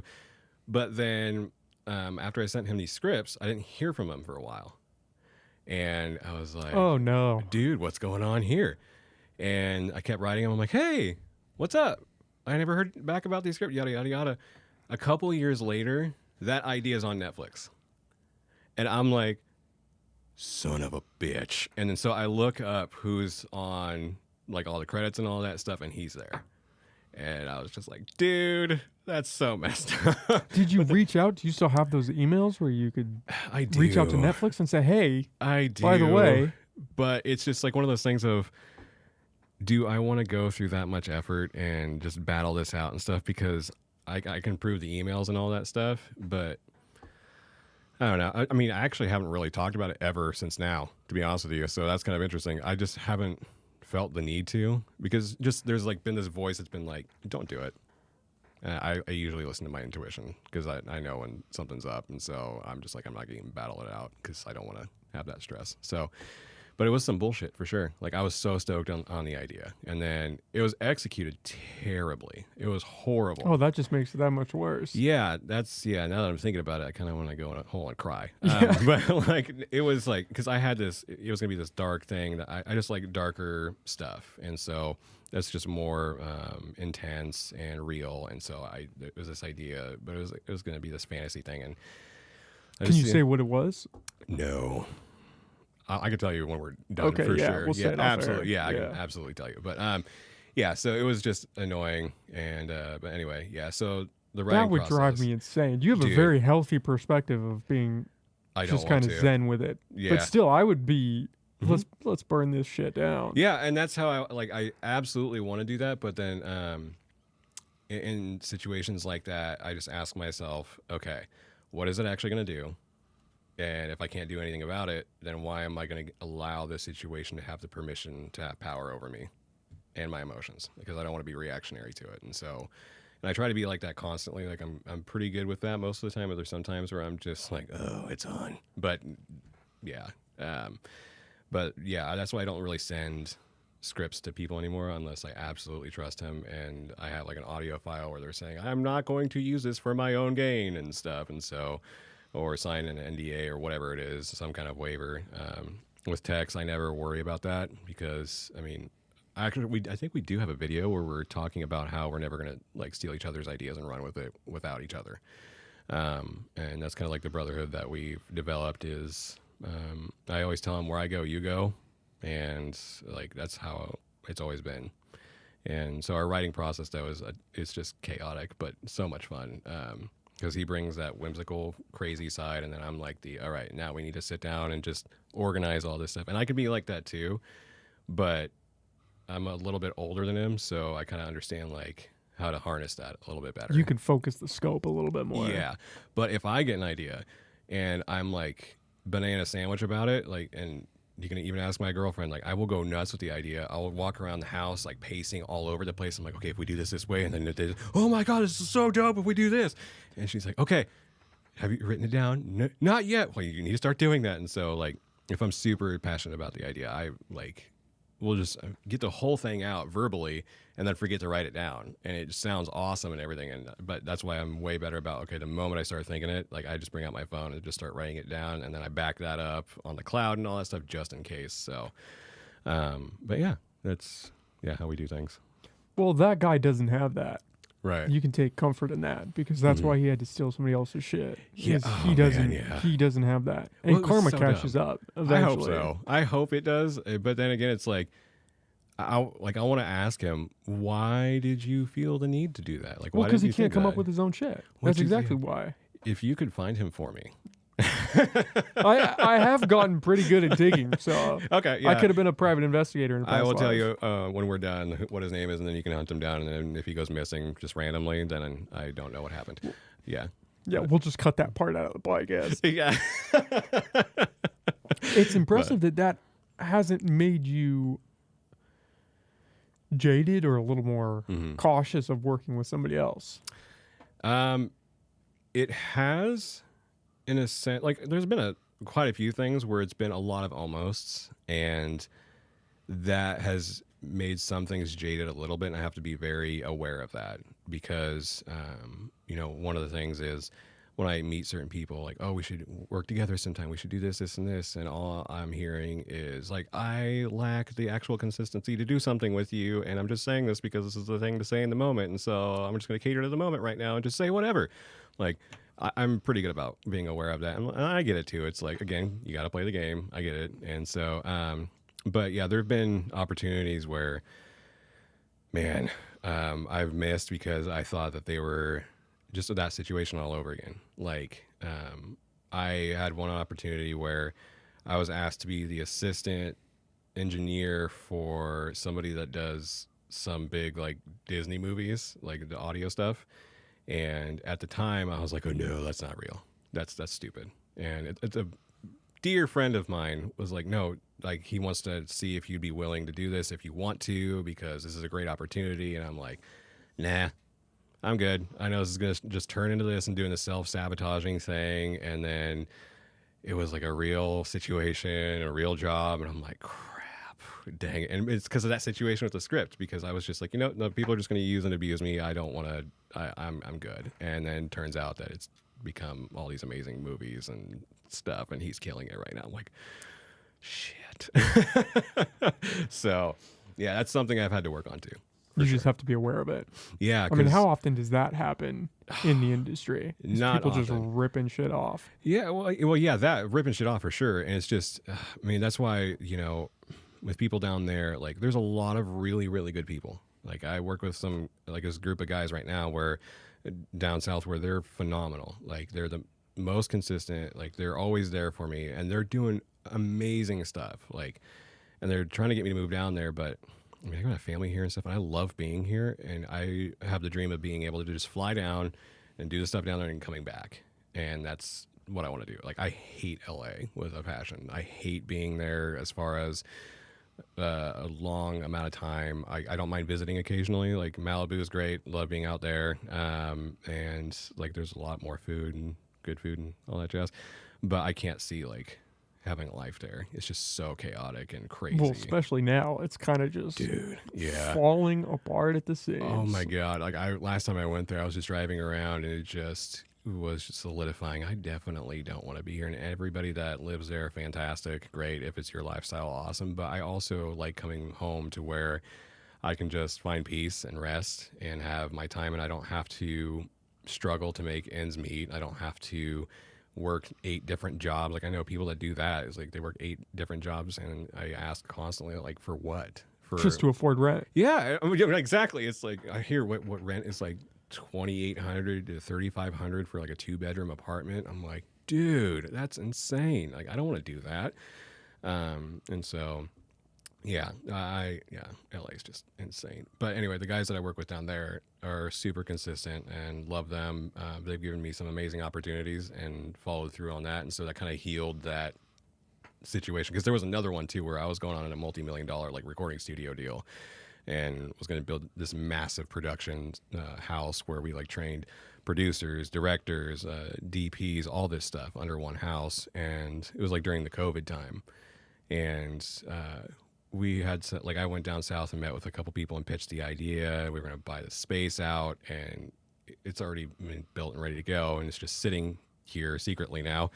And like all these people were in on it, and then when COVID hit, everybody just dropped the idea, and it was just like gut wrenching because the people that were going to be a part of it were awesome. Like one of the engineers that he's still living. He assisted some of the Beatles recordings, and I met with his team, and I was like, hey, I want to do this thing where we, if people can't afford to go to college to learn how to do film school or do audio stuff, like we can do this thing where we teach them for free. Like, I don't know how we'd make it work, but we teach them for free and then give them job opportunities, and like we take a percentage of whatever it is. I'm not good at the business side of it, but I just had this massive dream, and he was in on it, and like a couple of other people. And then it just went south of the border real quick. It was just like COVID hit and destroyed everything. And that was the one that kind of took a massive toll. And it took like, I'll be honest, like a couple years to recover from that, because I was so stoked on it. It was bringing in like some amazing heavy hitters and stuff. And then all of a sudden it's just like, nope, just kidding. Like, damn you, through COVID. No fault of your own, too. No. Just because They got some scared. pandemic happened. Yeah, they got scared because, and it was for good reason too. They absolutely got scared because they weren't sure it was going to be viable, because everybody was in lockdown and all that stuff. And it's just like, nobody wants to be around each other. We're told to stay inside, all that stuff. And I got it. It just hurt a lot, because I just had this, like, I just want everybody to be successful in whatever it is that you do. Like, I hate when people have excuses of, I can't do this because of this, this, and this. And it just drives me nuts, because I was there all the time, and I wasted so much time with excuses, being like, yeah, I can't do this because yada, yada, yada. It's like we have so many tools and resources at our disposal right now. And why aren't we using them? Like, there's no reason why you can't do what it is that you want to do. It's just you're in your own way, and you need to get out of the way. And so that was kind of like a part of that situation too. I was just, yeah, I don't know. It was crazy. Yeah, I've had a couple things like that. So many people are stuck in that mindset. Yeah. If I can't do it because of X, Y, and Z, and Yeah. it's not going to happen for me because I wasn't born into it or I don't have these advantages, so why even try? Yeah, and that drives me nuts. It's because it's all learned stuff. It comes back to how you were raised. And I think that if you're in a family unit where they encourage, dreaming big, but not camping in the dream world, but turning that into a vision and making it a reality. Like, how do we do that and teaching that process? I mean, like with my childhood and stuff, we were very, told, no, you can't do this and yada, yada, yada, yada. And so it took me years to get over that. And now I'm like, okay, let's go for it. Like, I've got access to people and stuff, and I don't take advantage of that, but if I have a strong idea or something I believe in 100%, I go to the people and I'm like, hey, I believe in this thing. What do you think? Can we possibly make this work? Because I don't want to use some stupid excuse from a trauma in my past. And so one thing I tell Tex and my guys constantly is it's not the lack of resources, it's the lack of resourcefulness. If you want it that bad, then find a way to do it. And so what the studio stuff that I was talking about just now is, when I pitch to all these people, I pitch to them like, I film weddings. I can help pay for a little bit of the rent on this multi-million-dollar studio. I could do this, this, and this. And that's why people were sold on it, is because I was coming to the table with this massive dream and this vision, and I was willing to do whatever to serve it. And they saw that, and they wanted to run with it because they can get behind the person that was going to do that. And yeah, it was just... Anyway, with excuses like that, I tell people all the time, okay, let's find the root of that. Why are you lying to yourself right now? Why are you telling yourself you can't do it? Well, because I don't have the resource. Okay, well, find somebody that does and learn from them. I have a friend that has access to some amazing people, and they've said several times, hey, if you want to do this, this, and this, let us know. And then he just doesn't do it. And I'm like, dude, if they're giving you the permission and the stuff to reach out to them to do these amazing things, do it. What are you scared of? And a lot of it's being scared of success and being successful and all that stuff. But it's like, if the universe provides these opportunities to you and you're scared, do it. Like, because fear is like the biggest liar. Fear is like the biggest bitch. And it's like, obviously fear, like bears attacking you and all that stuff. Like, I don't know if you've seen The Revenant. Yeah, that's real good fair. Fear. Yeah, that's really good you fear. Experience that fear, and it's something different than not wanting to try. Exactly, because it's the fear of the unknown. And so, like, I always tell people, like, yeah, if you don't know what's going to happen, freaking do it. You got one life. Like, I forgot what it was. You have 70-something Christmases, 70-something Thanksgivings, maybe at the most, or whatever it is. Like, why not fill that time up with dreaming big and doing the things that you actually want to do? And so, like, whoever I work with, and I start seeing like these trends of them coming up with lies for themselves, or what, even in like my own family and stuff, is like, well, I never got to do this. It's like, well, because you said no to you. You didn't say yes to you. And it's conditioned stuff that you have to retrain your brain and to get out of, but it's worth the work. Like, I've worked so hard on eliminating excuses and stuff, because again, that's how I was raised, was I can't do this. I have to just get a regular job, have a family, and die. That's how I was raised. And then it clicked one day. I'm like, no, this is bullshit. Like, I want to do things that actually matter, things that mean, and people that do that stuff, great. But it's just, I think there's something in everybody where they want to do something epic and huge and big and whatever it is. It could be like a farmer or whatever it is, but make excuses for themselves. And it's just, I want to help people get out of that rut of just making up lies that they can't do it. Like, it's so sad to watch really creative, talented people just put themselves in a box and not go anywhere with it. And so if I can help eliminate that fear and that lie, I'm going to. Like, even if I have to be a hard ass about it. Like, you can ask Tex or anybody that works with me, is the one thing is I'm very honest, and it's out of love, and sometimes I need to deliver it better, but it's because I see you and I see the thing that you want to do, and I want to push you to do that thing, because you're going to regret it if you don't. And it's that classic case of, you get to the end of your life and you don't want to be that person that's like, I wish I would have done that thing. And do it. Because what are you going to do? Fail? Great. Then you learned. Congratulations. That's the best motivator. Yeah. Is if you can frame it as, are you okay regretting not doing it? Yeah, are you okay getting to the end of your life? I love how you put that. Absolutely. having to face that. Yep. And so that's it right there. And I have to challenge myself every day with that. Cause like when I'm doing my own stuff is like, I mean, you have that internal dialogue where I don't think that's a worthy idea. I don't think I'm not going to do that. Blah, blah, blah, blah. And so then I talk to myself out loud and be like, okay, listen, why do you think that? Like, I'll dissect the whole thing. And like, even when I'm journaling, like I'll ask myself questions of, okay, why do you believe this lie? Like, I'll write it down. Like, you believe that you can't film this short film because what is it? And then I'll read the excuse and I just realize, okay, that's stupid. And you're going to get over that right now. And just walk that whole process out. And so, yeah. Yeah. And you have to be willing to sacrifice. I think that's the part that trips up a lot of people is you want to just have the thing done, but you don't want to go through the struggle of actually doing it. Yeah, that is huge. Is it takes a lot of sacrifice. Like I've sacrificed so much, social life stuff or whatever it is, but I don't regret it. Like I love filming and I love doing what I do. And when I started dating my girlfriend now, like that was the first conversation that we had was, like I'm very vocal about this is like, I don't want to just be that average person. I want to actually matter. I want to do something where I leave a legacy where it's, okay, Justin was known because he encouraged people to follow their dreams because this is what he did and yada, yada, yada. Like I told her like, this is what I want. It is to be that person. And so like, I want to be I don't know if you know who Rick Rubin is at all. But, yeah. Okay. Rick Rubin. Like I want to be the Rick Rubin of my groups that I'm in. Where That's I'm a like, great goal to have. He is a something boss. else. I love that guy. And so, like even for projects, like I've been flown out and stuff just to sit in a room with people, like literally that is just sit around and just be there, to help encourage stuff and then like kind of guide sessions or whatever it is that we're doing. Because apparently being in my presence helps and I'm like, okay, whatever, I'll do that. That's fine.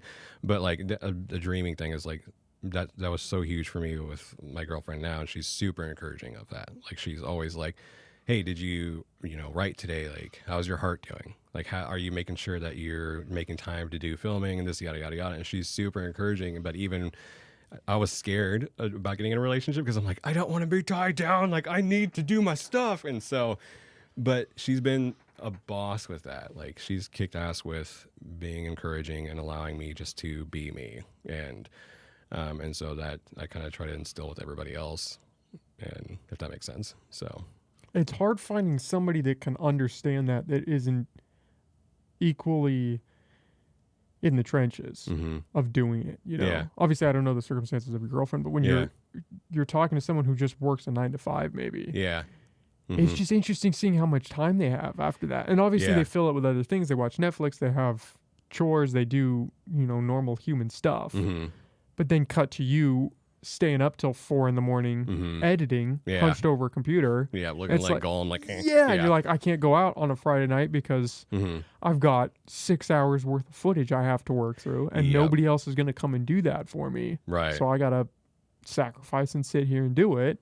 It's hard to understand that if you're not equally as charged for some pursuit that you're engaged in. Yeah, that's super good. Like it's hard to get along with people like that where it's just where they do the average thing because they don't understand. And so, but I also find that super interesting because then the psychology part of me is kind of opens up and is like, okay, so why is that person that way? That just fascinates me. It's like, why do you go out and party all the time and do all that stuff? Because it's fun. Because it's fun. Yeah, it's a temporary Going thing. Going out on a Friday night is way better than scrubbing through hours of footage. That I will agree with. Like, it's not until recently, like, and I'll be legit honest, where I just started going out doing stuff occasionally because I've just been behind editing computers and stuff. And like, not to say that I don't go out and hike. Like, I love being outdoors. Like, that's a huge thing for me is just being outside. Like, I love camping. I love all of that stuff. But I've never been a party animal. I've never done really much of anything. And so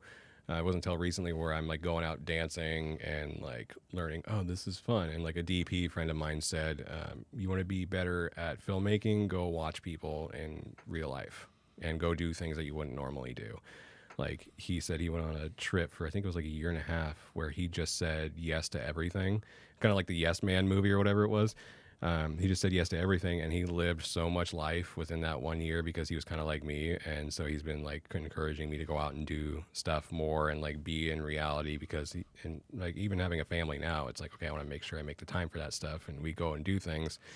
And I have to be very aware of my creative brain in those times because I'm thinking, okay, I could be doing this and I could be editing this and yada yada yada. But yeah, it's fun going out. Like went to what is it 707 or whatever like for the first time a couple months ago and played pool and stuff. Never going back because it's just like well, it's also fascinating because going in that situation, it's fun watching just the games being played in general. Like the different, like I say, everything's a game, but it's not. But it's just fun to watch how people operate around each other. Like it's just, I really don't like that bar. Especially when alcohol's involved. Dude, you're watching social scenes play out. It's entertaining. Yeah, especially when you're kicking their ass at pool and then they're like, oh no, you got lucky. I'm like, no, you're drunk. Like, and I'm just better than you. But I mean, I don't ever say that out because I don't want to get punched. I can't fight. I don't want to do that. Yeah, that could happen at 707 too. Dude, oh yeah. Every time I've been there, there's always been something. And I just can't. I can't hang. I'm good. I'd rather just like get together with people and like have like bourbon and all that stuff, just sitting around and having a conversation, like it's in somewhere chill than going to 707. But yeah, nothing against those people. Just it scares me there. So it's hard turning off that work part of your brain though. Yeah, I find myself still constantly in that where it's you can't even pull yourself out of your work to go do the thing because you know that when you're doing the thing, you're just going to be thinking about work. So it's better to just do the work. Yeah. Go ahead. Then suffer and do the other thing. Yeah. Have you found something that helps you in that process? No, I'm still very deep in just doing the work. My life is still just consumed with the work aspect, but I'm also still, in that grind phase where it's just, you just got to sacrifice and you just do the thing. And every second you have, you funnel into doing the thing. Yeah. Which probably isn't the healthiest way to approach it. No. But you don't hear people who are incredibly successful at their chosen craft. Right. And they're saying, oh yeah, balance, take a night off. The work will still be there. None of them say that. They all say, yeah, it's going to suck and you're going to keep your head down and you're going to grind and you're going to sacrifice and maybe you'll get to that point. Yeah. Maybe. That's like a huge thing. But yeah, because I'm the same way. It's just it wasn't until recently where I started not editing until 4 a.m. And like after I got my girlfriend and we have our family and stuff, it's just I've learned sleep is amazing. Oh my God, it's phenomenal. But I will have those nights where I stay up and if I have to get it done, it has to get done. And there's that understanding that that just has to happen. And especially if it's like a project that I'm doing for like a client down south or like a commercial or something up here, like I want to get it done ASAP because it's just you need quick turnarounds and sometimes I'll sacrifice evenings of chill for that and that's fine. And there's an understanding of that, but I also value the hell out of that time because I never realized like, oh, rest is so nice and saying no to things is freaking phenomenal. So I think the biggest thing I have to work on with me though is, turning my brain off when I'm out doing things. And cause people know like when I'm checked out, especially my girlfriend or text or something, like they'll recognize like, oh, he's not here right now. Cause I'm thinking about doing this and getting something done. And so I have to be very aware of that. And I've been practicing being present way more than I used to in the past. Because again, like I love listening to people and being there with people, but when I get in creative mode, I just check out. Like I'll just start being like, hey, yeah, and then just not even pay attention to what's going on anymore. Yeah, start running off on a tangent of some idea you have. Yeah, exactly. I'll even do it in conversations. I mean, you've probably seen that already. But like I'll just start going off on whatever it is, and then I have to remember, okay, ground yourself, man. Like I'm really practicing that a lot lately. It's just being present and making sure that I'm there with the person. But sometimes I majorly fail at that. Yeah. Do you think your girlfriend has helped with that? Adding a little perspective to it all? Yes. 100% because I wasn't aware of some of the stuff that I needed to work on as far as being present. And I read all the books, but when it comes to actually practicing it, it's been way interesting because like she'll be like, "Hey, where are you at right now?" I'm like, "Oh crap!" And then like it's helped a lot anchor me for sure. because like I worked way too hard. I think like 6 months ago, 7 months ago, I had like a massive panic attack. I've never experienced those before, and I thought I was dying. But then come to find out, it was just like I talked to my doctor, and she's like, it's all of the late night editing. It's the stress. It's this, and that. You were having close to 900 milligrams of caffeine every day. You were doing this. I'm like, oh, That'll do crap. it. Yeah, it was so bad, dude. Like that whole situation sucked. Like it took until I think it took until now to really balance out again because I was so just scared from that panic attack because I was just doing way too much and literally thought I was having a heart attack. Called the ambulance and stuff, and I was like, I'm having a heart attack. It was a shitty situation. She's like, where are you? Because I used to live out in Highsville, and like I gave her the address and everything, and she's like, it's not showing up on our maps. I'm like, wait, what do you mean it's not showing up on your maps? And I was like, I'm having a heart attack. I'm like, you know what? I'm going to drive myself to the hospital. And you shouldn't do that. We'll come and get you. I'm like, no, You can't even find me. Yeah. Like, yeah. And then, so I ended up doing that and found out, it was just due to doing way too much, not being present. And so I'm very aware of that now. It's just practicing that. So, yeah, it's a pain in the ass. For sure. Like we'll be out on dates or something. And I'll just be thinking about movie ideas or whatever it is, projects, and she'll be like, "Where are you?" Like, sorry, my bad. So, yeah, you never know how it pans out. Is the hard part because if you knew, if I work this extra night and stay up, maybe it'll lead to something else. You never know how far away you are from achieving the thing. Totally. And so you could take that and you could push it off. But is that setting you back 5 days, 5 months, 5 years? Or would you be okay? Could you take that night out and enjoy life and not be stressed so you don't have a heart attack? Yeah, exactly. Well, and I'm way better about it now that that's happened. It's taught me so much, like, because I would rather be healthy and sane than sacrificing so much time just for an almost situation. Like, okay, if I stayed up and did this, is it going to lead to possibly like that situation or whatever it is? And I'm just very aware of it now. And it's also a thing of, if that opportunity gets missed, I just remind myself that maybe it's for a good reason. Like I would have rather had that night watching the Barbie movie and having like that genuine connection than a possibility of something maybe happening. Because if like I believe in God and stuff, like if God wants it to happen, then it will happen and it's time. And I'm just going to focus on that. Like if it's supposed to happen, then it will show up eventually. And so I try to remain in that state. It's just, because I don't want to be that I'll hustle for sure. And I do. But not at the expense of my health and stuff. I'm very adamant about that now. That's a healthy perspective to have. Yeah, it wasn't I didn't get there for a while, but now I'm very persistent about making sure that I have like my me time and stuff and making sure that I'm taken care of. Like I have to work out. If I don't do that, I go crazy. And like today was arms and chest and stuff, and I was just like not feeling great. And I go work out. I'm like, yeah, here we go. I feel better now. So yeah, if I don't have that time, it drives me nuts. So yeah, I think that's been my one saving grace in terms of health is that I enjoy working out.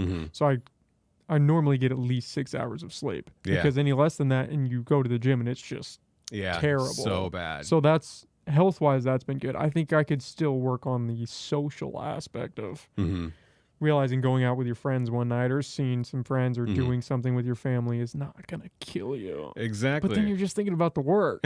Well, is this all you do? Like, what else I do you this. do? I have a day job. Okay, I do what do you some do? construction, freelance stuff, not related to this. Oh, dope. So it's Okay. work, the gym, or I'm here doing this. Okay. That's like my whole day. Yeah. So how often do you do these? Like As couple times a week? often as I can. Okay. It depends on how much prep goes into it, and then I have to edit it on the back end. So I try to space. Ideally, it would be 2 or 3 a week. Yeah. Maybe Dang. more would be better. Shoot, Definitely better, dude. but it's the workdown on the back end that kind of trips me up sometimes. Yeah. Have you thought about hiring an editor to help you I'm out not there? at that point yet. I'm still at the. I can't buy my time yet. Okay. Yeah, So- makes sense. Yeah. I'm still I in get the that. back end. Yeah, that's it's nice when you can hire stuff out.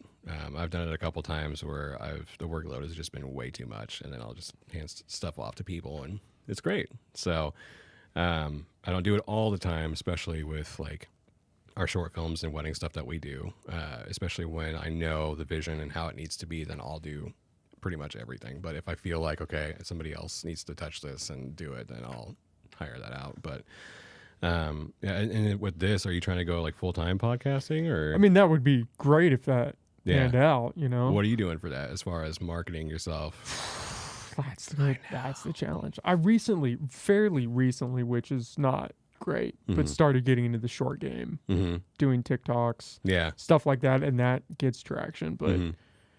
it's just you have to do that consistently. You have to do Yeah. that day in and day out. You got to post shorts. You got to post clips. Mm-hmm.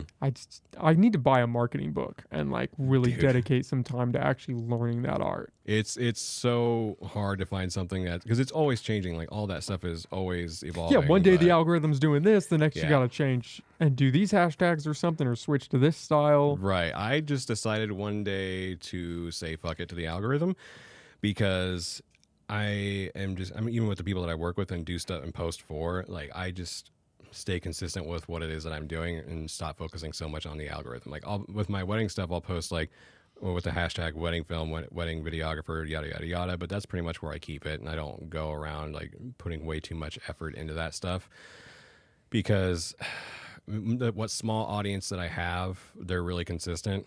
And I'd rather just do that. And then the word of mouth thing goes out and I get work. And so it's just kind of like, yeah. But I saw that you were posting like more shorts and stuff on YouTube, and which is great. And like, how do you choose the thing like for each short? Are you just like, okay, that's a good soundbite when you're talking to the person? You're like, oh, okay, that's dope. I need to write that down. Or... I have I'll watch back through the podcast and Okay. clip things, but I still haven't figured out what the magic secret is in that. Because Yeah. I've clipped things thinking, oh, this is going to rip. Yeah. And it gets like 5 views. Yeah. And then you clip something that's like, oh, okay. Mhm. Like I'll put this out and it just tears it up. Yeah. And I haven't quite Found figured that. out the magic in that yet. So what's been something that's really kind of popped off? I had one the other day that just popped off on Instagram, and it was like a 5-second quote Mhm. this guy was saying on the podcast. And What'd I he didn't say? think, and he said some quote about, the greatest sin of life is going to your grave with your music still trapped inside of you. Damn. And I didn't think Yeah. anything of that. I just Yeah. clipped that because I was like, oh, that's a cool quote. Yeah. And threw it up, and it just It just blew up. ripped. Yeah, that's, I mean, goes back to what's going to resonate with your audience. See, that's the challenge, though, Yeah. is I'm constantly pissing off my audience, which probably Why? doesn't help. Because the content of this varies so much. Yeah. Like we're talking about this right now. Yesterday, I was talking to a meteorologist about tornadoes. Oh, I just started watching that before I came over here. Yeah. I Yeah, haven't gone through all yet. but- I like going into some controversy because I'm interested about a lot of things. So I'll Totally, post same. some controversial clips. Yep. And so, yeah, you gain a couple hundred subscribers, but then you lose a couple hundred the next day. And there's no, when they say, oh, if you're going to start something, find a niche Mhm. and just play to your niche. Right. But you're like, I'm not doing you don't that. wanna do that. No. I went the opposite way and Yeah. just started playing to a ton of different things. I'm in favor of you not finding just an itch, and that's it. Like I tell I everybody, think it's better that it's way. way better, because if people can expect the same thing, I even tell that to like musicians and stuff. If people expect the same thing, it's just gonna get so boring. Like people want to watch you evolve. And that's what people resonate with, is when you're constantly just reinventing yourself and figuring things out about yourself, and just like bringing people in on the process. Like that's huge. Like I love the fact that you've had certain people on and stuff. Like I watched, was it Cladworthy? What's his name? Yeah, Gordon. Yeah, Cladworthy. Gordon. Yeah. So like I watched a little bit of that, especially when you get to the homeless stuff, because I was like, I work in Old Town, and Yeah, you're in the face of it. I almost got freaking stabbed today. That was great. But it's just like I deal with that stuff constantly, and so I'm like watching like his perspective on that, and like we fundamentally disagree on that kind of stuff. But it's just like I love how diverse that you go with stuff. Like you had, I think Bethany. Oh my gosh, how do you say her last name? She's a pastor from Arcata. But you had her on, then you had Eli and all that stuff, and it's so good to have all of that stuff. Because Yeah, Bethany actually was Scott's podcast. Shout out to Scott, 100% okay. Humboldt. Okay, gotcha. Yeah, that was pretty awesome. Yeah, he films in here too, so we can get a little. You see the same background, and you're like, Oh, so it's the same. Okay, got it. Oh, are you like the renting Yeah, I us out started stuff? renting out the studio Dude, quite a while smart. ago. It's just something to add a little extra income to the Super good. expenditure of this project. Yeah, no, that's super good. Yeah, it's no, I love that you're diverse and all that stuff. It's awesome, and I think that that's the niche right there. is just being able to have conversations with people that you completely disagree with or whatever it is, or even agree with, and just being able to have like a respectful dialogue. Because I love that is when I can get together with somebody and we're like, dude, we're so opposite, but we're still choosing to just like have connection and respectfully have a conversation and stuff. So what's been an episode where you've really had like a lot of pushback? Because like that's the one I kind of want to see. Any of the trans stuff goes yeah. can get dicey. Yeah. For sure. Okay. Yeah. I've only really had one where it got hot between me and the guest. Okay. That one went a little sideways. Did you post it or like? Oh, yeah. Okay. Yeah. So you still do it. Okay. I've been fortunate. So now, I mean, I've had a couple that I didn't release in the beginning because the guest wasn't, after the fact wasn't jiving with it. Mm-hmm. But now it's just everything goes out. Yeah. And I don't edit it because I don't want people thinking, hey, did he cut something? Oh, totally. Is Yeah. he, like filming or something? So that can get a little painful because you do one and it sucks and you're like, I gotta fucking put this out there. Yeah. Okay. Yeah. That's the same thing. Like when I did my podcast I didn't cut anything because I wanted it to be real and all that stuff. And I pissed some people off too. It wasn't even about bad stuff. It was like, I think we were talking about aliens one time.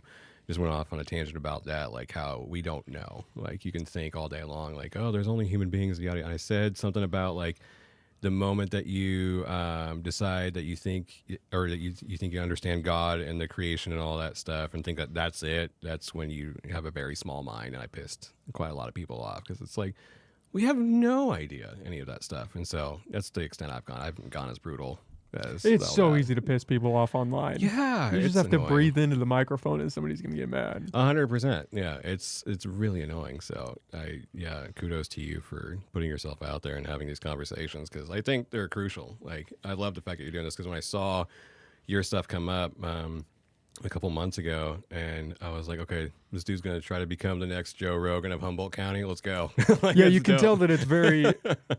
I've definitely been influenced by Rogan. I mean, that was why not? A huge podcast that I listened to still listen to. I mean, I've consumed a lot of that content. Yeah, same. So what are your go-to podcasts? Is it Joe? It's Joe. I don't know if you know The Brilliant Idiots. I've That's heard a of it. fun Yeah. one. Okay. Breaking Points is more of a news one. Yeah. Mm-hmm. Those are kind of my three that I'm always cycling through. That's awesome. That's good. Yeah. And that's smart of you to like rent this place out too. That's super dope. And like so that you want to do this full time and then so that's helping you get to that point. But is there like other stuff that you're like super passionate about? Yeah, I want to get into, shooting short films I think would be Do you great. really? Yeah, I've done some acting work and really enjoyed it and put that kind of on the side to do this. Do you have anything out? No. No? Or do you and you're just hiding it? No, I don't. Okay. I don't. I've had some. No, nothing's out there. I was thinking like. I know. I just like, wait a minute. I did nothing acting wise. I did before doing this quite a few years ago when I was still in college. No. Okay. I missed out on that way. I am on Feet Finder though, so if you want my Dude, QR code. same for real. Yeah, I'm doing really well there actually. Yeah, helps pay the bills. You know, you have pay to rent. Pay the bills. I mean, you got to do what you got to do. 100%. I'm not going to judge. So yeah. I did do I was moto vlogging for a while. Okay. That was kind of the precursor to actually doing the podcast. And then I realized, I can't keep a conversation going with myself, so we gotta change this format. Yeah, and has it been like smooth sailing with this, or have you like had some what have you done to prep yourself to be able to have conversations with people, like with asking questions and all that jazz? Like, so was that a skill that you've always had, or what did you do to get good at that? I don't think I'm good at it right now. Really? Yeah. So what do you think that you need to work on? Everything. If you don't mind me asking, I don't want to like expose you. Okay. Yeah, everything. Pulling the mask off. No, exactly. I think everything. I think there's so much to still work on. Mm-hmm. Keeping coherent conversations going. Yeah. I think everybody is interesting. You just have to find the thing that they're interesting about. Yeah. And so I've done a lot of bad podcasts where you're just kind of pulling and not getting anywhere. Yeah. And it's just an hour of just like you cool. and the guests looking at each other. Yeah, exactly. Those are so hard. I had that happen a couple times with people that I Those interviewed. are painful podcasts. Oh my God. Yeah. I thought like I'd bring on a guest and I thought they were going to be killing it because they're big on social media and yada, yada, yada. And I deleted so many because they just couldn't follow through. They were great at doing like the 15-second, 20-second thing. And then all of a sudden I'm like, oh my gosh, this sucks. So Yeah, and yeah. So okay, so what are the like? Let's say 3 things. If you were going to say 3 things that you absolutely need to, so it's the keeping conversations going, like asking questions, kind of thing, or like what do you think is your top 3? My top 3 areas of improvement. Yes. I'm glad that you can interpret what I'm trying to say. No, that I was said no. yeah. You said it very well. I was just kind of repeating it to get my brain going here. Yeah. Not using filler words is always yeah. a challenge, and not adding unnecessary filler. So fluff words like yes or okay, right? Or, oh, that's interesting. Just things that are just noises that I'm kind of giving to the guest, but when you play back the audio, they just take away from the conversation. That's a big one. Yep. I think I still have to improve. I'm not satisfied with the lighting, so this is more of a studio thing. So I'm still tweaking the setup a little bit. Yeah. I don't know if that one counts. I can. Yeah. Yeah. Yeah. I'll say it. Yeah. I think I'm not sure if I've exactly dialed in my prep work. I don't know what that would look like if I did dial it in. Yeah. Still feel like that's an area of improvement, is coming in prepared, however that looks to the conversation. I've been bitten in the ass a couple times where I knew enough to hang myself and then walked right into the noose in the conversation. Yep. Those are rough podcasts. Oh man. And I think not getting emotional, I think, is probably the biggest one. Because sometimes you're having a heated conversation, and if the guest is going sideways, I'll start going sideways, and it just... Yeah. Or I can get a little heated if we're talking about some of the trans stuff or something like that. It gets just... It's not even heated. It just can get a little uncomfortable in the room, and then maybe people start shutting down. It takes away from the conversation. So working on just keeping it, even though we're talking about something difficult, keeping it light to some extent. So what's your anchor in those situations to pull you out of? So would you say you're a emotional person, like a reactionary more so, or no? I think I can feed off energy, and sometimes that can backfire. So if the guest is getting worked up, then you're gonna start. Yeah, I can get a little worked up. So it's just.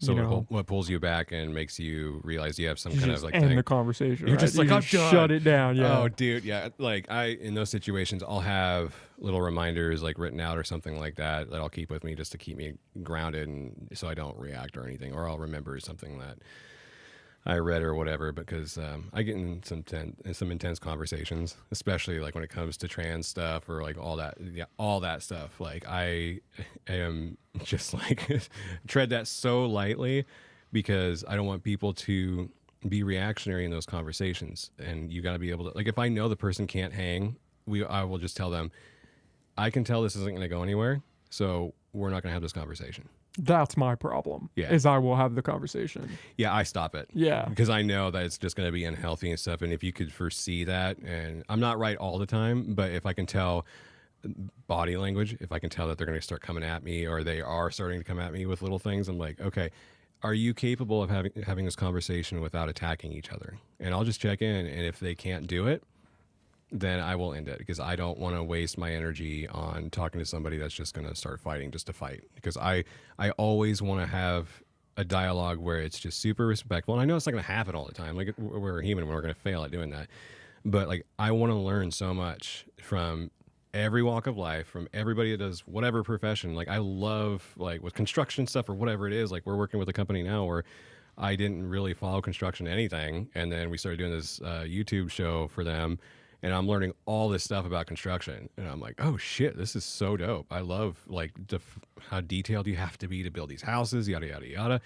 But yeah, if I can tell a person is just gonna try to shut me down and then just try to prove a point or whatever it is, just to do it and to cause shit, then I'm out. I can't do it. So it's hard. It's challenging, and I think most people just suck at using words to formulate how they really feel and separating themselves from their ideas. And this is coming from somebody that struggles with that myself. Same. But you have to do that, because if you're attached to your idea and it's a sensitive topic or it's a challenging idea, it's gonna get confrontational. Dude, you have to be able to pull yourself away from that and realize, I'm not this idea. I think this way, but if I'm presented with better information, I'll change. Yeah.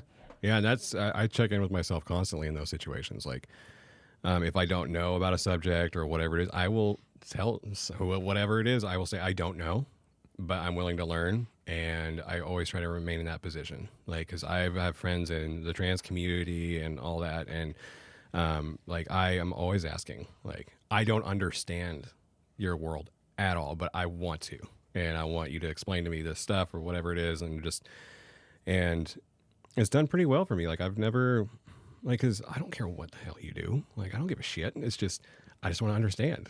And that's what I tell people. I'm a sponge. I always say I am a sponge. I'm willing to learn. And yeah. So, I mean, cause I've had those conversations too, and it just gets way too heated. And I'm like, okay, if you're not going to be willing to teach, then I don't want to talk. And it's unfortunate because how do you learn about something Right. that you're not confronted with if you can't ask questions to somebody who is? Exactly. Yeah. Like, I have friends in that community where they knew like my background and stuff, because like I came from the church background and all that jazz, and I had one way of thinking. And it was like, after I left the church and then like got into the real world, like I had friends that were super gracious in that community where I asked, like, I don't know what you want to be called. I don't understand this. Like, literally, like I had a day where I broke down because I was like so sensitive to it, because I just saw people being hurt. And I'm like, okay, I want to be one of those people that like is actually there for you and understands you. And so I had like a couple people that I go to, like, I don't understand this concept. I don't understand this. Please explain it to me. And they were amazing about it. And now I like have a whole new understanding, and it's just freaking awesome. So like those are the people I love being around, where they're not like, well, you know what? Like, whoa, no, I want to know you. Like, just teach me. And so like I've been blessed enough with friends from that community that are just like badass at teaching that kind of stuff. So, but I still don't go out and like have debates about it and all that, just because that's not my thing. I'm not going to do that. But yeah, It's important to have people around you like that. Yeah. That you can actually talk to for advice, for challenging ideas, for whatever. And they're not going to get defensive or Right. get upset. You can say, hey, what do you think about this? So I'm not really sure. yeah, yeah. So yeah, it's yeah. With I mean, I just draw boundaries. I'm really good about drawing boundaries with people in situations where it's like heavy conversations and all that stuff. See, I walk right in. I'm like, oh, let's see where this you're goes. fueling that fire and ready. So like, okay, so you feed off of people, and is there something that you're practicing now though to help you with getting out of like a really intense situation where you know, like, okay, I'm going to be reactionary here. Like, I'm going to be super emotional. I should probably not do this, or you just go for it anyway. I have gotten better at bringing the level down as we go through that. If I can sense that it's starting to heighten and we're starting to get a little worked up, I can usually, I don't know how subtle it is for somebody else that's watching, but I would say somewhat subtly bring us back to a baseline. And then we can continue. I haven't had anybody walk out yet. Yeah. I'm sure it's going to happen. Yeah, right. Cut to the camera right now. It hasn't happened yet. I'm sure it will, but I think I've got a fairly good grasp on bringing us back when it starts to go. Yeah, I've seen you do that a couple times where I forgot which one it was. It was a while ago. It was like kind of when you were first starting, or maybe it was. But I just remember a conversation that you were having where you could tell it was kind of getting a little heated, but you were really good about feeling the room and trying to just ask questions around. I'm gonna have to. I'll text it to you later or whatever. But like I remember you just like wordsmithing it out of a really chaotic situation. I'm like, okay, there we go. That's dope. Okay, good job. Yeah, it's probably more just luck than anything. Now that I'm thinking about it, but well, if you feed off of people, I think like that's a really good skill, because you can feel, okay, we need to go this direction, and I know how to calm them down. Like, and because you can tell you're very attentive, and so you're pretty good about like, okay, being calm with that person. If they're super reactionary, like you lower your voice a little bit and you start to go down a little bit, and like I think that's kind of what you started to do. But I'll have to watch it again, or find it. But yeah, it's that's what I try to do too, is like match people if they're gonna be. Well, and not in that situation. I'm not gonna get angry at people. I'm not gonna do that. Like, I'll definitely just be like, all right, let's calm down. Let's wait a second, like take a breather and take a couple minutes and then come back to the conversation if we want to. But yeah. I think what gets me is the uncomfortability of it. Because if the guests were just getting upset, if it wasn't uncomfortable, I think I would have a much better chance at reining us back in quicker. But then I can sense that they're getting uncomfortable, so that I'm kind of feel like I'm on my back foot trying to, okay, let's bring it back in. Yeah. Yeah. I love being uncomfortable and the awkwardness of situations because I love addressing it. It's like, are you feeling this right now? We're both feeling this awkwardness. Why? Let's figure that out. Like, I love being that guy where it's like, yeah, we both fucking feel weird right now. Let's talk about it. Well, that's a good tactic to have when you're working with people. Yeah. Yeah, exactly. Because it's like, we have to address this so we can move through it. Yeah. And it's not going to be the end of the world. So let's just, what's going on here? Why are we being 100%. weird to each other? Yeah. And so back to the prep stuff. So when you're prepping, like, what did you do for today, if anything? Well, for yours was an easy one because I figured we'd just get in here and talk. Yeah. And that's what most of the prep work is. I went through all of your work. Read all of your... sorry. Yeah. No, Yeah. they were good. They were good. I enjoyed it. It was harder finding a lot of your skits. I know you and Tex kind of share cross-platform post stuff. Yeah. So it was harder digging into a lot of your work that way. So a lot of the skits with him, I didn't really see. I saw clips that would be on Instagram. I saw your burrito hunt on YouTube. Dug into that a little bit. That thing. Oh my god. I saw your documentary that was from a year ago, maybe. Oh yeah, They Call Me Mother? Yeah. Yeah, that was crazy. Oh man, where were you guys? Somewhere? No, so that was there's two cinematographers on that. One was in Texas and one was in Myanmar. And so they would send me hard drives, and I was here, and we worked on that for a while. That was supposed to go to Cannes Film Festival, and then I think there was talk about it going on Netflix, but it wasn't. I don't think it wasn't long enough or something like that. I don't remember what the logistics of that was, but I know it was supposed to hit Cannes. That was an intense edit, dude. You want to talk about editing, like long form stuff? Like that was brutal because you're sent terabytes of just footage that you have to go through, and it was so unorganized. Like I'm very meticulous about how I organize my footage, and when these DPs would send me the footage, it was just a mess of stuff, and I was not a happy camper. Like it paid really well, but I was just like, oh my god, if I ever lead a documentary of this magnitude, we're doing it different. Yeah, there's gonna be structure, but that one was so hard to edit in the emotional sense as well because of the stuff that I had to watch. I just was scarred for life and still am. Like I'll have nightmares about it because of some of the things I had to. Oh my god, it was brutal. Did you film any of the stuff that was stateside? No, that was all a guy out of Texas. He had like a red Epic or something that he just bought just for fun, and I'm like, okay, I wish I had that money, like because that's a $35,000 camera just for the body alone, and all the accessories are crazy expensive. But so I didn't film any of it. I just did all of the editing, and that was, it was a ton of fun, but super, super stressful because just how unorganized the footage was. So, but after I found my flow, I realized how much I really enjoy editing and crafting a story because they literally just sent me whatever they could film, and I get it.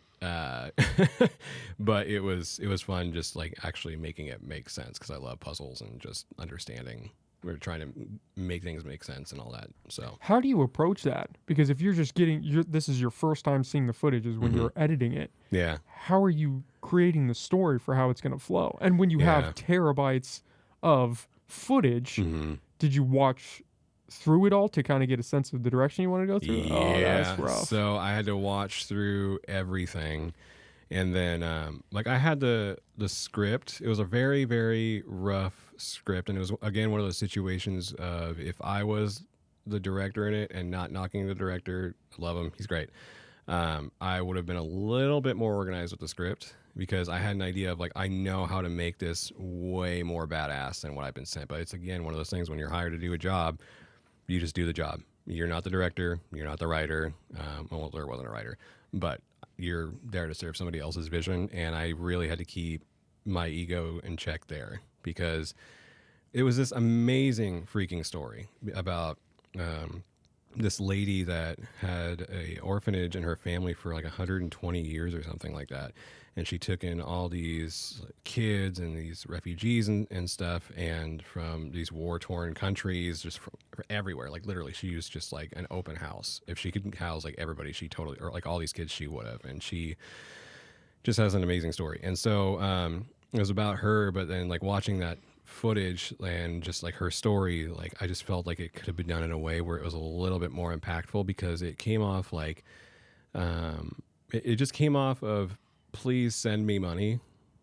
And there's like this organization back in the day called World Vision, where you like send in money on an adopted child or whatever, and like send them like $30 a month or whatever. The documentary ended up feeling like that, when I felt like her story could have been emphasized more, and what's going on over there could have been emphasized a lot more as well, because it's brutal stuff, man. Like I watched friggin' parents, their heads being smashed in by rice cookers and stuff. By like, Jesus. it was intense. And so like, I mean, I'm not gonna lie. Like there was some footage where I was editing where I'm just bawling, because it's just like, how could a human being be so brutal to another human being? I mean, we got like murder and all this other stuff, but like when you watch just innocent people just being completely just, yeah, it's just not, was not great. And so I felt like that some of that needed to be in there, because it emphasizes like, this is how the world is. We live in this disgusting world, and like there's a lot of beauty to it too, but like when there's stories like this that needed to be told, like I felt like it could have just been done so much better. And I had a great learning process with it. It's just, again, I care about people and I care about story, and I felt like it could have been more impactful. And especially this lady, Miss Emerald, she gave her entire life to serve other people, literally. And that's all she ever did, and her family as well. And so it just, I mean, it was a job, and it just felt like we just danced around the reality of the situation. And so I have my edit of it. I can't post it anywhere, but I have my edit because it felt like it served her honor better and honored her better than what I put out there. What was the limiting factor in that? It have to be so. In the church world, like you can only do so much reality, like as far as like what's really going on in the world and all that stuff. And I felt I think what it was is they were going to show this in churches and show this in like in that arena and stuff. And I think they needed it to be just a little bit more tame, so that way the point got across. And I get it, the point got across, and people can make the donations and all that stuff. And that's pretty much it. Is it just need to be a little bit more tame? Where I'm like, okay, we need like a rated R version to really wake the church up and be like, this is really what's going on. Be uncomfortable, because this is a reality, and I don't like it when people turn their head to things that are going on that need to be addressed. So I think that's part of what it was. It's just a church thing. You lose a lot of the impact when you sugarcoat something. Mm-hmm. Yeah, and especially in that scenario, because it goes nuts, man. Like I was sent some crazy footage, and yeah, I wish I could post it, but I don't think I signed an NDA. I think we're okay. No, I didn't sign an NDA. I just signed a contract to do it. Okay, yeah, I'd have to make sure. Did you send them your copy? No, because I with the director, I told him, I did make my opinion known that I think. And I kind of overstepped for sure my boundaries, or the boundaries that were in that whole hierarchy of how that works. I told him like how I feel like it should go, and they didn't want that. And again, they're signing the checks. You just serve their vision, and that's it.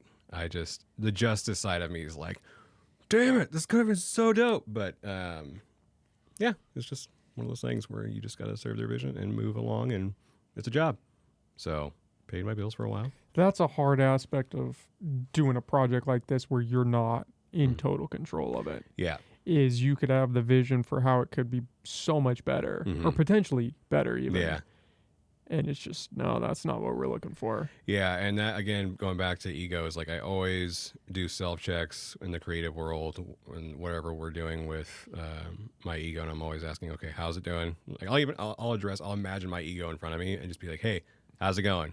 Are we going to be like kind of like wound up today, or are we going to be chill?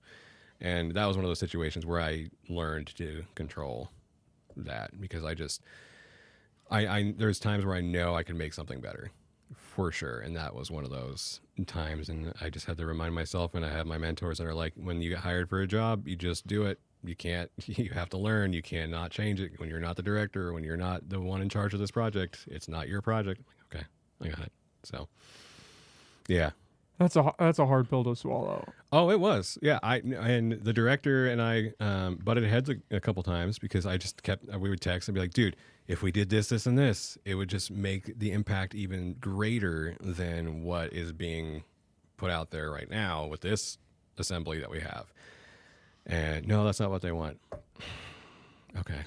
And then he could tell I had attitude in our text and stuff. And luckily, he's like the most gracious dude. And so, yeah, because that was like one of my bigger projects that I've done. Got me an IMDb credit, which, yeah, I can do so much with that. But it's still cool. But yeah, it's anyway, yeah, I just care about story and I just care about people. And so I just wanted that story to be told in a way where it just honored Miss Emerald, and it just kind of, for me, it just didn't feel like it. So It just became this, hey, send us money. Look at what's going on. yeah. We're going to gloss over some parts, but we Yeah. need the funds. Yeah, it's, my God, yeah, dude, I wish I could post my edit, because my edit's an hour and 45. I think that was 34 minutes, something like that, because it went to more of the history of who this person is. I don't know if she's still with us, because she, at the time, was 80 something, and she was having some health stuff. Actually, I have to check in. I'm glad that you brought that up. So, yeah, it's just one of those things, and if I could get away with it, I would post it, but I'm not going to. Yeah, that's a good way to open some litigation. Yeah. So, yeah. So that was a fun one. I love editing documentaries. They're great, and yeah, I want to do more for sure. I'm always looking for some kind of story to get behind and like see if it's like worth the time and the effort and stuff. Because it's just, yeah. Like a while ago, I was doing a documentary series around here doing like the homeless stuff. Like I was interviewing a bunch of people, and then I found out somebody from HSU was doing it too. So I just kind of stopped, but like I was going into camps and like asking people, why are you this way? Like just straight up being like, what are you doing? Because I wanted to know. Like I didn't understand the situation, and it's because it's not, I mean, getting into that, it's not just a blanketed solution for stuff. Like I hear a lot of people will say like, we'll build housing for people and that's going to fix everything. I'm like, no, because it's not. Yeah. And I won't get too much into it, but at the same time, it's like, so I want to ask some people, they weren't mentally there. They have no idea. And so you can't just be like, I'm going to give you a house. Congratulations. And then you're going to be better. Like, no, you have to look at that situation and find a solution for that specific situation. There's some guys that I interviewed where they were just straight up criminals and they love that lifestyle because they can get away with it.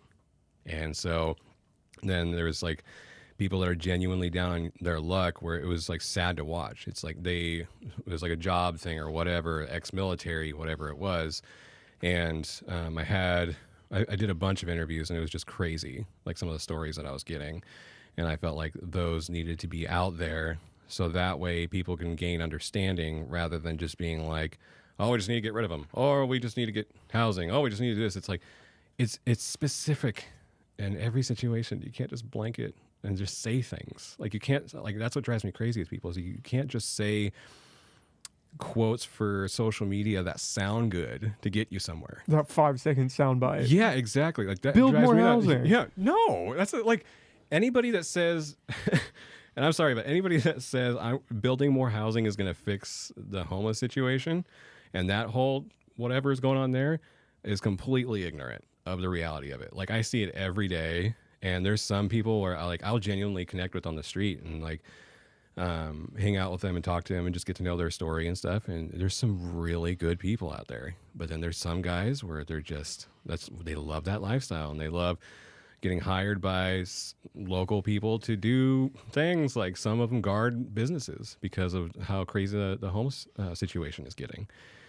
So I found that out through talking to some of them. And like, I remember one story was we were at the store one day and some guy came in, just walked in and stole some stuff from us. And I'm like, okay, I'm done. And I start chasing him because I can't do anything. I'm not going to do anything in general because I'm not a fighter. I was just like the justice side of me is like, bro, you don't just walk in, steal shit, and then run away. So I'm like, this guy steals a couple things and books it down 2nd Street. And I'm like running and I'm like a bigger dude. And so I can't keep up with him. He's super skinny and just like booking it. Well, he's probably on meth too. Yeah, probably. Yeah. He's just like going for star. it. Oh my God. Like I was so shocked because he was super lazy coming in. But then when he left, just all hell broke loose and he was just gone. I'm running And then all of a sudden I hear footsteps behind me and I'm like, oh God, this is how I go. And there's like 3 or 4 homeless people behind me. And they're like, what did he do? What did he do? I'm like, well, he stole this, this, and this. Don't worry, brother. We got you. Starts running after this guy and gets him, gets our merchandise back. And then we never see him again. And I'm like, okay. But it's just like, yeah, it's crazy down there in Old Town. Just the stuff that we Yeah, have to deal with. Mantovas, you guys are Right there. on the front line. Yeah, we're literally right there. Like I've almost been stabbed.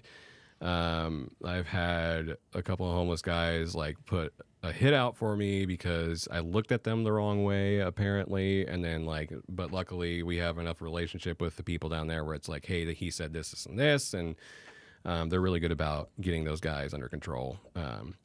But it's nuts, man. Like some of this, like when people talk about, I don't know, it just drives me crazy when they're like, oh, we should do this, this, and this. I'm like, have you actually been down there and like you hang around down there? Because it's intense. Like I know really good people that are serving food and trying to help change perspectives and mindsets of the people that are living on the streets. Because that's a huge part of it too, is like they've adapted to the streets and they've got this mentality of that's all that they're going to be now. It's like prison. Yeah, exactly. It's like adopting. You go into prison and then you become a hardened criminal. Yeah. Because you have to survive. Yeah, exactly. And so, and it's just in those situations, it's just teaching them like, and I don't know the solution. I'm not going to pretend like I know the solution, but it's like from the mindset end of things, it's like just get to know them, see where they're at, and then start creating a solution around that. Like if somebody's just adopted this mentality of like that's all they're going to ever do and all they're ever going to be, and they're just genuinely down on their luck, like help sit them down and like rewrite that story in their brain, rewire their brain with them, and get them to believe in themselves again, and help them gain better understanding of the self and how to be successful to get out of this. Just giving them a house isn't going to do it. Like, and it could be a special case where it's like, hey, you have a house now, and then they're like, yes, amazing, but it's not. I personally believe it's not going to be that simple. And Well, it's not. Yeah, It's definitely not. definitely not. The problem So, is people want to treat this like it's a black and white issue. right. But you have, like you said, you have veterans who are homeless.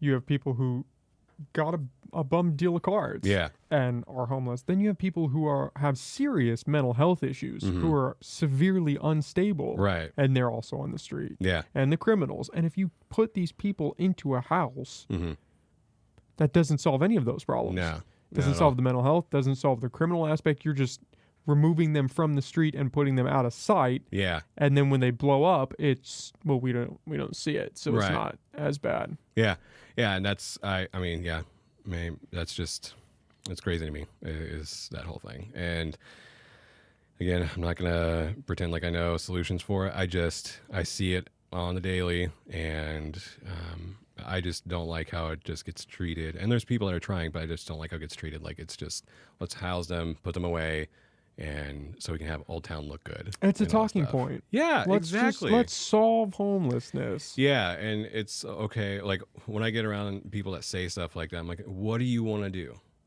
And it's then- all the same shit. yeah, exactly. It's like, well, check out my website and see where I stand for this, this, and that. I'm like, all right. Oh, so you just copy and pasted what every politician says that's trying to get into some kind of office. Congratulations, you are not unique. You know what I mean? Like it's just okay. Yeah, now I'm getting heated, but but I just like, yeah. If you have solution, then come to the table, or if you can facilitate solution, come to the table, but don't like jerk us all along and tell us all these talking points and stuff and just not deliver. I've seen that time and time again here. And it's just And we don't Yeah. have to run into the same brick wall. exactly. I'm all for us trying things. I think we need to try a Same. bunch of different things. Yep. But if we've tried it Yeah. and it doesn't work, we Right. don't have to try it but flavor it slightly different 15 more times because maybe Exactly. it'll work this time. Yeah. It's not going to work. No. Let's move on to the next idea. Right. Yeah. And yeah. So I'm not like too involved with the political world at all whatsoever. And I've always wanted to be, but I'm a filmmaker. I'm not that guy. I'm not going to pretend that I am because I don't want to ever. I'm like I was saying, if I don't know about the subject, I'm going to say I don't know. I'm not going to pretend and just to get popular with people and have sound bites and all that stuff. I just want to see everybody successful and whatever that looks like. And And if there's stuff around here that people are actually trying to fix that stuff, then I want to know about it. And I just know just seeing it every day just is taxing, and it's just sad. And so like you got businesses that are trying to do things, and it's hard to expand, and it's hard to when you've got all this stuff going on. So, and I'm tired of almost getting the shit kicked out of me and stabbed and stuff. Like, it's not fun. Understandably. Going to work with the threat of getting shanked is not, that's not a good day. Yeah, like when we have to like walk out of the store with, we have like lessons and all that stuff done there with like kids and all that jazz. And I've heard it from parents over and over again, like, I think we're going to be done because we can't risk this, yada, yada, yada. And like, we have to walk people out because we're in a shitty location in general. Yeah, Second Street is rough. Yeah, it's really rough, but it's still at the same time, it's like, if you care so much about Eureka, and we've got like this love Eureka, I love Eureka thing, love all of it and find solution for it. Don't just say that to make a sticker to put on the back of your car, but like actually come with solution. Like there's nothing being done down there. Like the guys that are running the mission are doing a great job and doing everything that they can. Like we talk to them all the time. They're killing it. But it's just the people that can actually do things, I haven't really seen them in the last 4 or 5 years do anything. And so it's just, I don't know why. I don't know. Maybe it's like one of those conspiracy things where people are paid off and just gain something from it. I have no idea. Like my mind goes to like a script where I'm like, oh, maybe city council's paid for by this. Yeah, what is the dark end on this? Yeah, exactly. That's where my brain goes, but I try not to do that too much. Well, there's a lot of money to be made in the business of homelessness. Mm-hmm.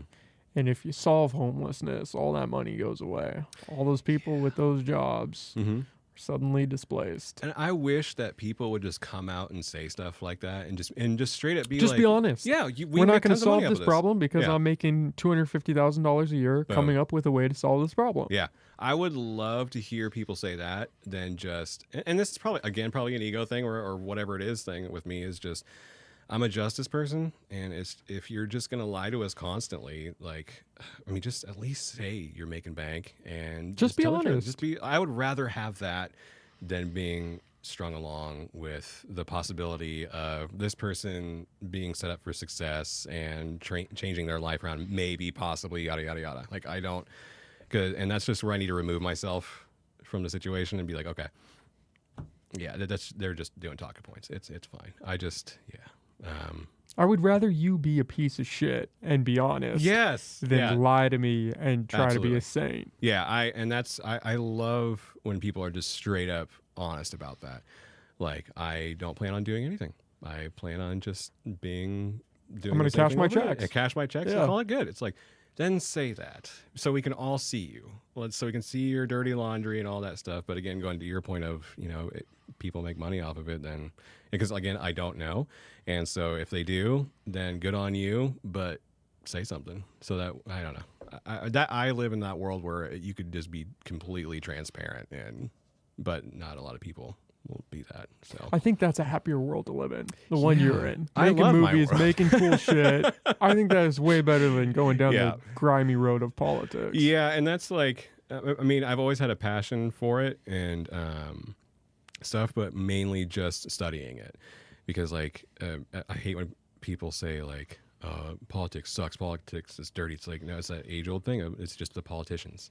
They're the ones that are twisted, that are doing this and that. There's nothing wrong with politics. If you can get like civil people to sit down in like whatever city council, whoever, I don't know who runs what, and just have an open conversation and be vulnerable with each other and just make solutions for things and just actually do it, that'd be friggin' awesome. But you just gotta remove those people that are just, I don't know, making money off the system and stuff. And we've let it devolve too far. Yeah. Is the problem. Because now no good person wants to run. Right. And then you've got, Mitch McConnell over here having heart attacks every 5 seconds. Dude, and what happened to him? They're just wheeling her in and out as like a photo op. And then Biden's saying that he's at the 9/11 memorial on the 12th, but he wasn't. He was on the Senate. You just have... Wait, did he really? Oh, yeah. What? Just tried to... Well, he lies all the time. That's crazy. The question is, does he know he's lying? Or is he just so far gone that he thinks he's just living these alternate lives? Dude, that's, yeah. But those are our politicians. Yeah. 3 incredibly powerful politicians. And are they...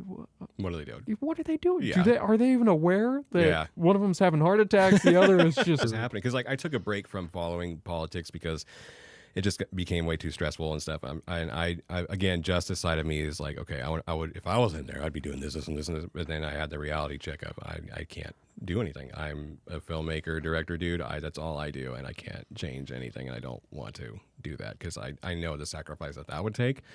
But I like just watched like the Mitch McConnell thing. I just feel bad for the dude. Like I take no sides in anything. I'm just like, okay, whatever's the best solution for the greater good, let's do it.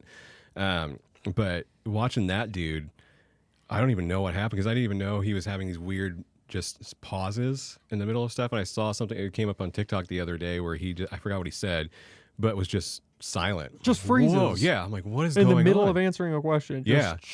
Just shuts off. That was nuts to me. I'm like, okay, if they're in that state, dude, I'm so sorry for that guy. Like, get him out of there. Elder abuse. Yeah, and exactly. what about his family? I would be, if my kids were just propping me up, or my staff, or the people that I've surrounded myself with are just propping me up. Yeah.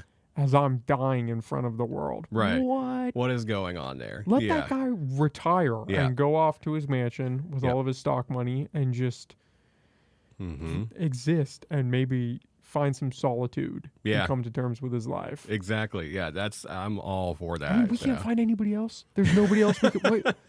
There's many. Like 300 plus million people. We can't find somebody else to fill that spot. We got to have this guy. Yeah, I don't know. And that's that whole world is just fascinating to me. Like even with the Joe Biden stuff, like his flubs, all of his stuff, I'm just like, I just feel bad for the guy now because of just everything that he said.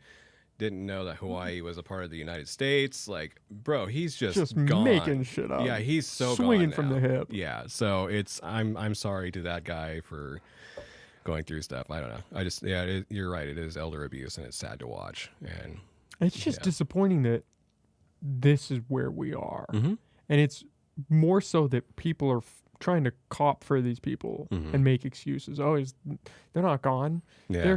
I have a hard time keeping up with Biden. Yeah. What?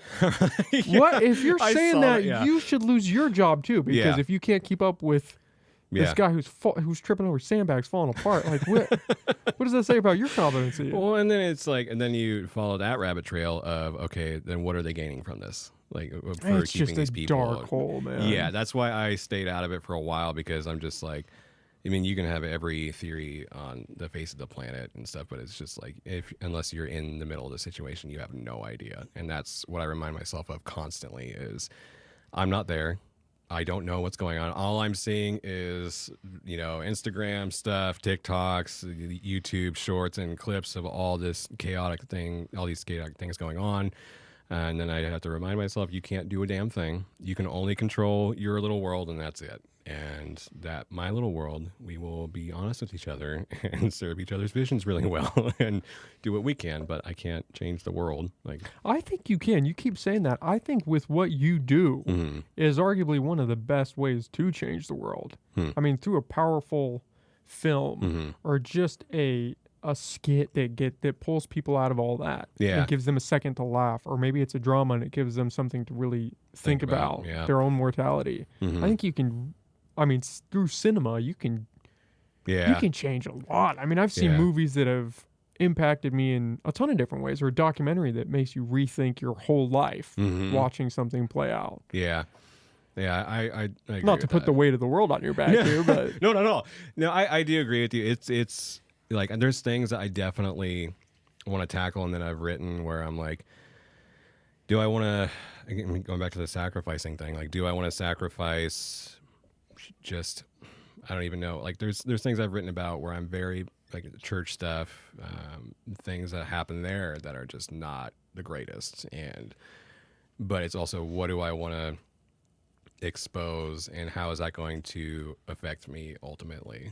Because I mean, again, I keep saying it over. I'm the justice guy where I'm like, okay, I want justice to situations. And if I could do that through cinema, I'm going to try.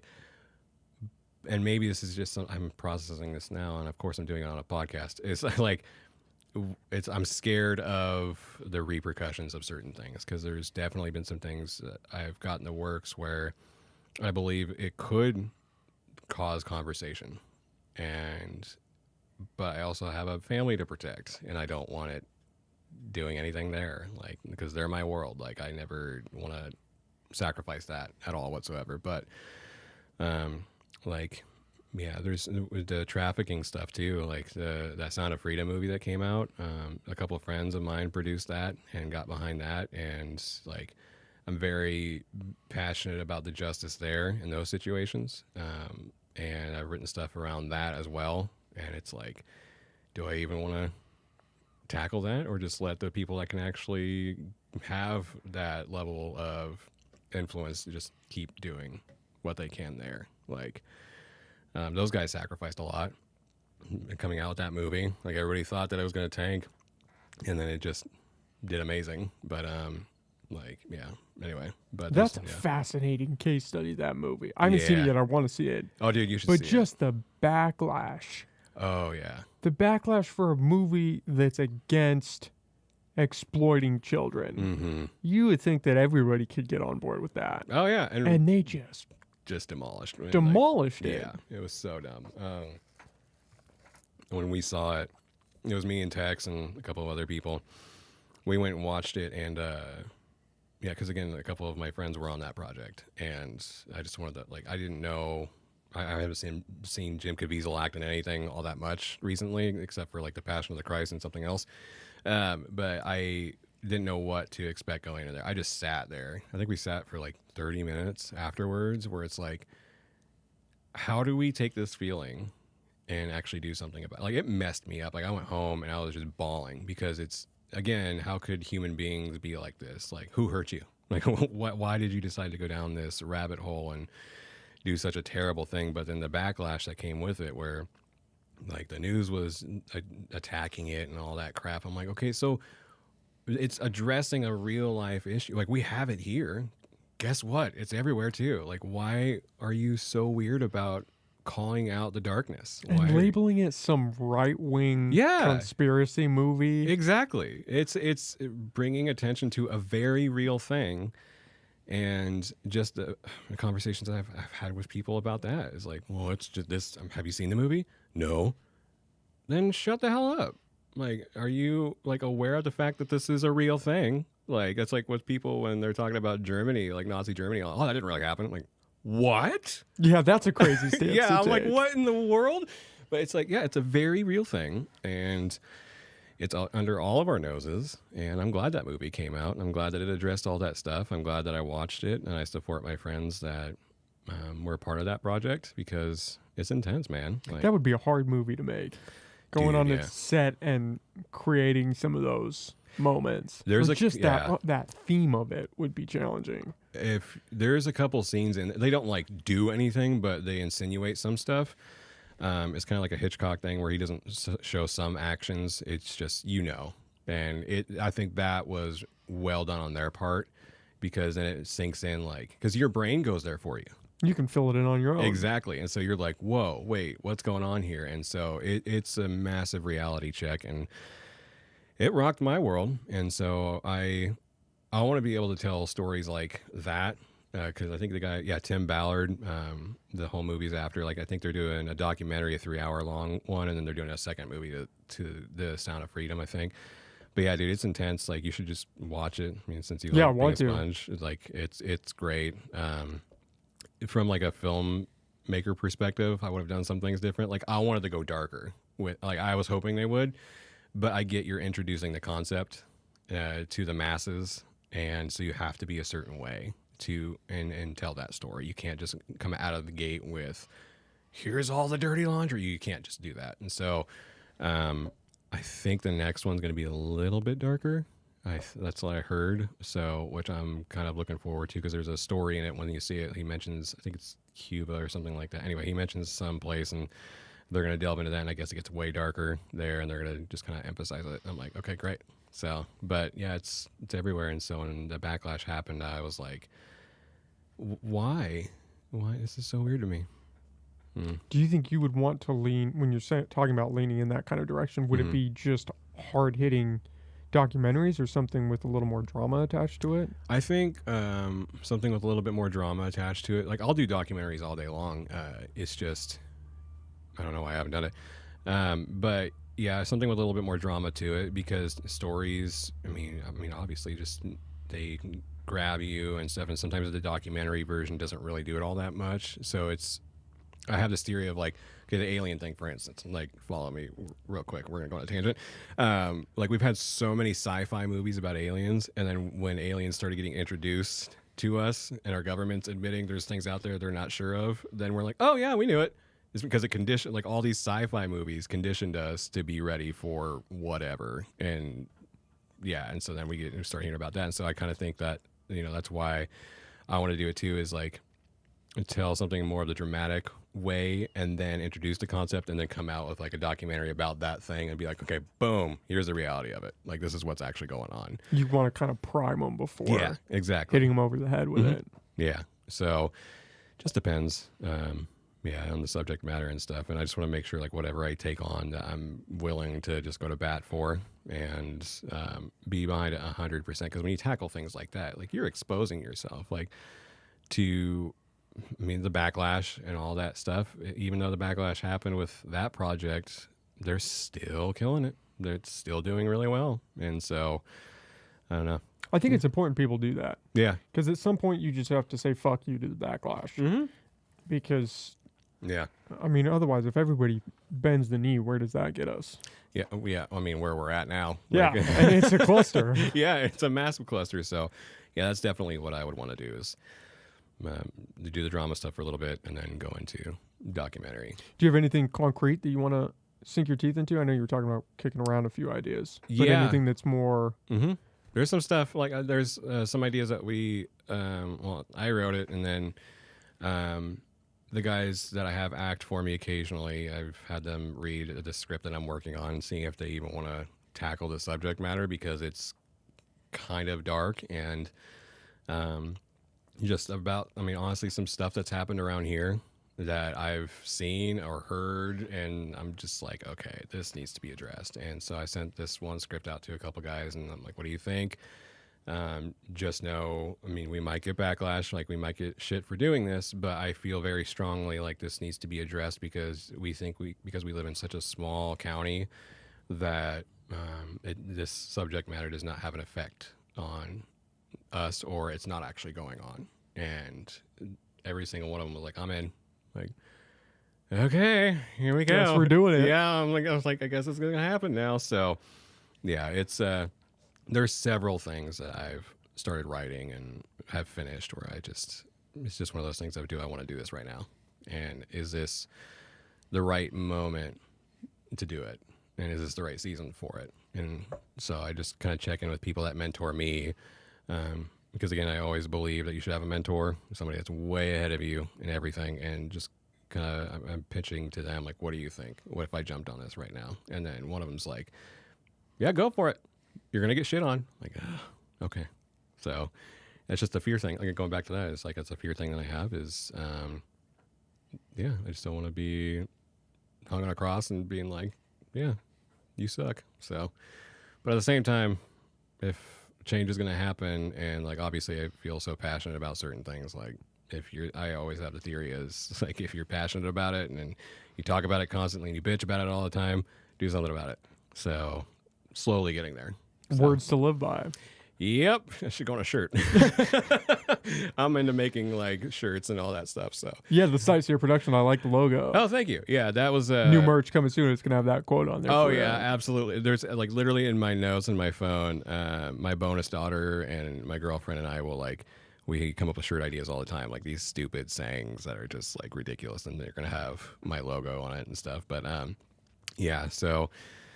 Yeah, the Sightseer logo, like that was super intentional too. Like everybody keeps asking me, like, what's just so intimidating? Like for wedding films, I'm like, it's really not. It's an owl and a shutter. Like I like it. Yeah, so it takes some explanation, but yeah, that was just like something a buddy of mine. He's like this spiritual cowboy guy that just like travels all over the place, just like listening to the universe, asking where he should go and stuff. And we were driving one night and. This owl flew over this, I think we were out 36 just driving to go to the redwoods and stuff. The owl flew over the road. And he's like, oh, Grimaldo, I think it's a sign. I'm like, what do you mean? He's like, you're wise like the owl. Yeah, you're a sightseer. I'm like, what? And then I was going to Fort Bragg with a friend of mine, and then there was this RV on the back of it. It said sightseer something or whatever. I'm like, okay, I got to do something with this whole sightseer thing. And then obviously I do filming and then camera work and all that stuff. So I'm like, I'm just going to do sightseer productions and just have it be like this cool thing. Like that. It means a lot because, yeah, my buddy would just kept telling me that he's like, you can see things where other people can't. You draw stuff out of people and you're just wise. I'm like, I don't feel that, but okay, great. And so then we just kind of roll with that with the logo, and I had a friend of mine do it, and it's a dope logo. I mean, I have it tattooed on my leg too, so I was just like, I ran with it. But it's crazy how things just organically emerge like that. Yeah. I mean, like we said at the beginning, or you said at the beginning, these ideas come to fruition, and if you don't jump on it, it's not going to be lost with you. Somebody else is eventually going to catch that sucker. Absolutely. I used to think that wasn't a thing. And then you have a couple ideas that get swiped, and you're like, ah, I was shit. like, God. So, and like, I feel like God or the universe or whatever you want to say, like, puts ideas and like opens doors for you and ideas to you, and puts ideas to you where it's like you have the opportunity to jump on this, and if you don't, it's going to be made known anyway. So you might as well just be the person that does it. And so I'm trying to always remember that is if I get an idea, it's like I need to roll with it. I just need to do it. Because some Joe Schmo is going to be like, motherfucker, I'm stealing your shit, and then do it. And I'm like, God, So, yeah, it's, how things organically happen is just so much fun. Just I mean, I don't know, like, especially when you're working with groups of people, the camaraderie, and then, like, you just feel that vibe and the energy, and it's just super easy to create and come up with stuff. It's just a lot of fun. So, yeah. Yeah. Well, Justin, this has been a lot of fun, man. I appreciate you coming on and talking with me. Thank you for having me. I was super nervous about it, but it's really not as bad once you sit down. No, and you're good about it. Like, your whole vibe is great, and you're good about, like, getting stuff out of people. So, yeah, good job on you. Well, thanks, man. I appreciate that. It's easy when you have an interesting guest, you know. Was I interesting? Yeah, I thought so. Are you sure? Okay. We'll see once we get the backlash. I won't know for sure, but yeah, because I don't feel interesting half the time. So when you asked me, I was like, okay, I'm down. Like I was saying before, but because I do a lot of stuff, but at the same time, I don't feel like it's too interesting. And so if people find it interesting, then phenomenal. If not, then have a good day. Yeah, well, if nothing else, I always gauge it just by if I enjoyed it, and I did. Did so you? I consider it a good Dead podcast. ass? Yeah. Okay. I wouldn't lie to you. I just Good. wouldn't say. I wouldn't tell you it sucked. I just wouldn't say anything. Dude, if you straight up told me, hey, this sucked, I'd be like, okay, we're best friends now. I'd be all over that. That's awesome. Do you want to plug all your stuff where people can find you, find the wedding stuff? Yeah, that's kind of, it's because, I mean, I do several different things. So if you want wedding stuff, it's sightseerproductions.com. If you want to see stuff that I do, like music videos and documentary stuff and ads, it's justingrimaldo.com. And we'll see what Instagram, I'm Justin_Grimaldo. And so, yeah, that's pretty much it. Yeah. I've got your link tree up in the description too, you're so people are good gonna at this. click Look that at for you you. being so great at this. See, you're a badass, man. Occasionally, I get it right. Is there anything that you want to plug? No, I think we can end it on that. I don't want to ruin it. All right, That's really,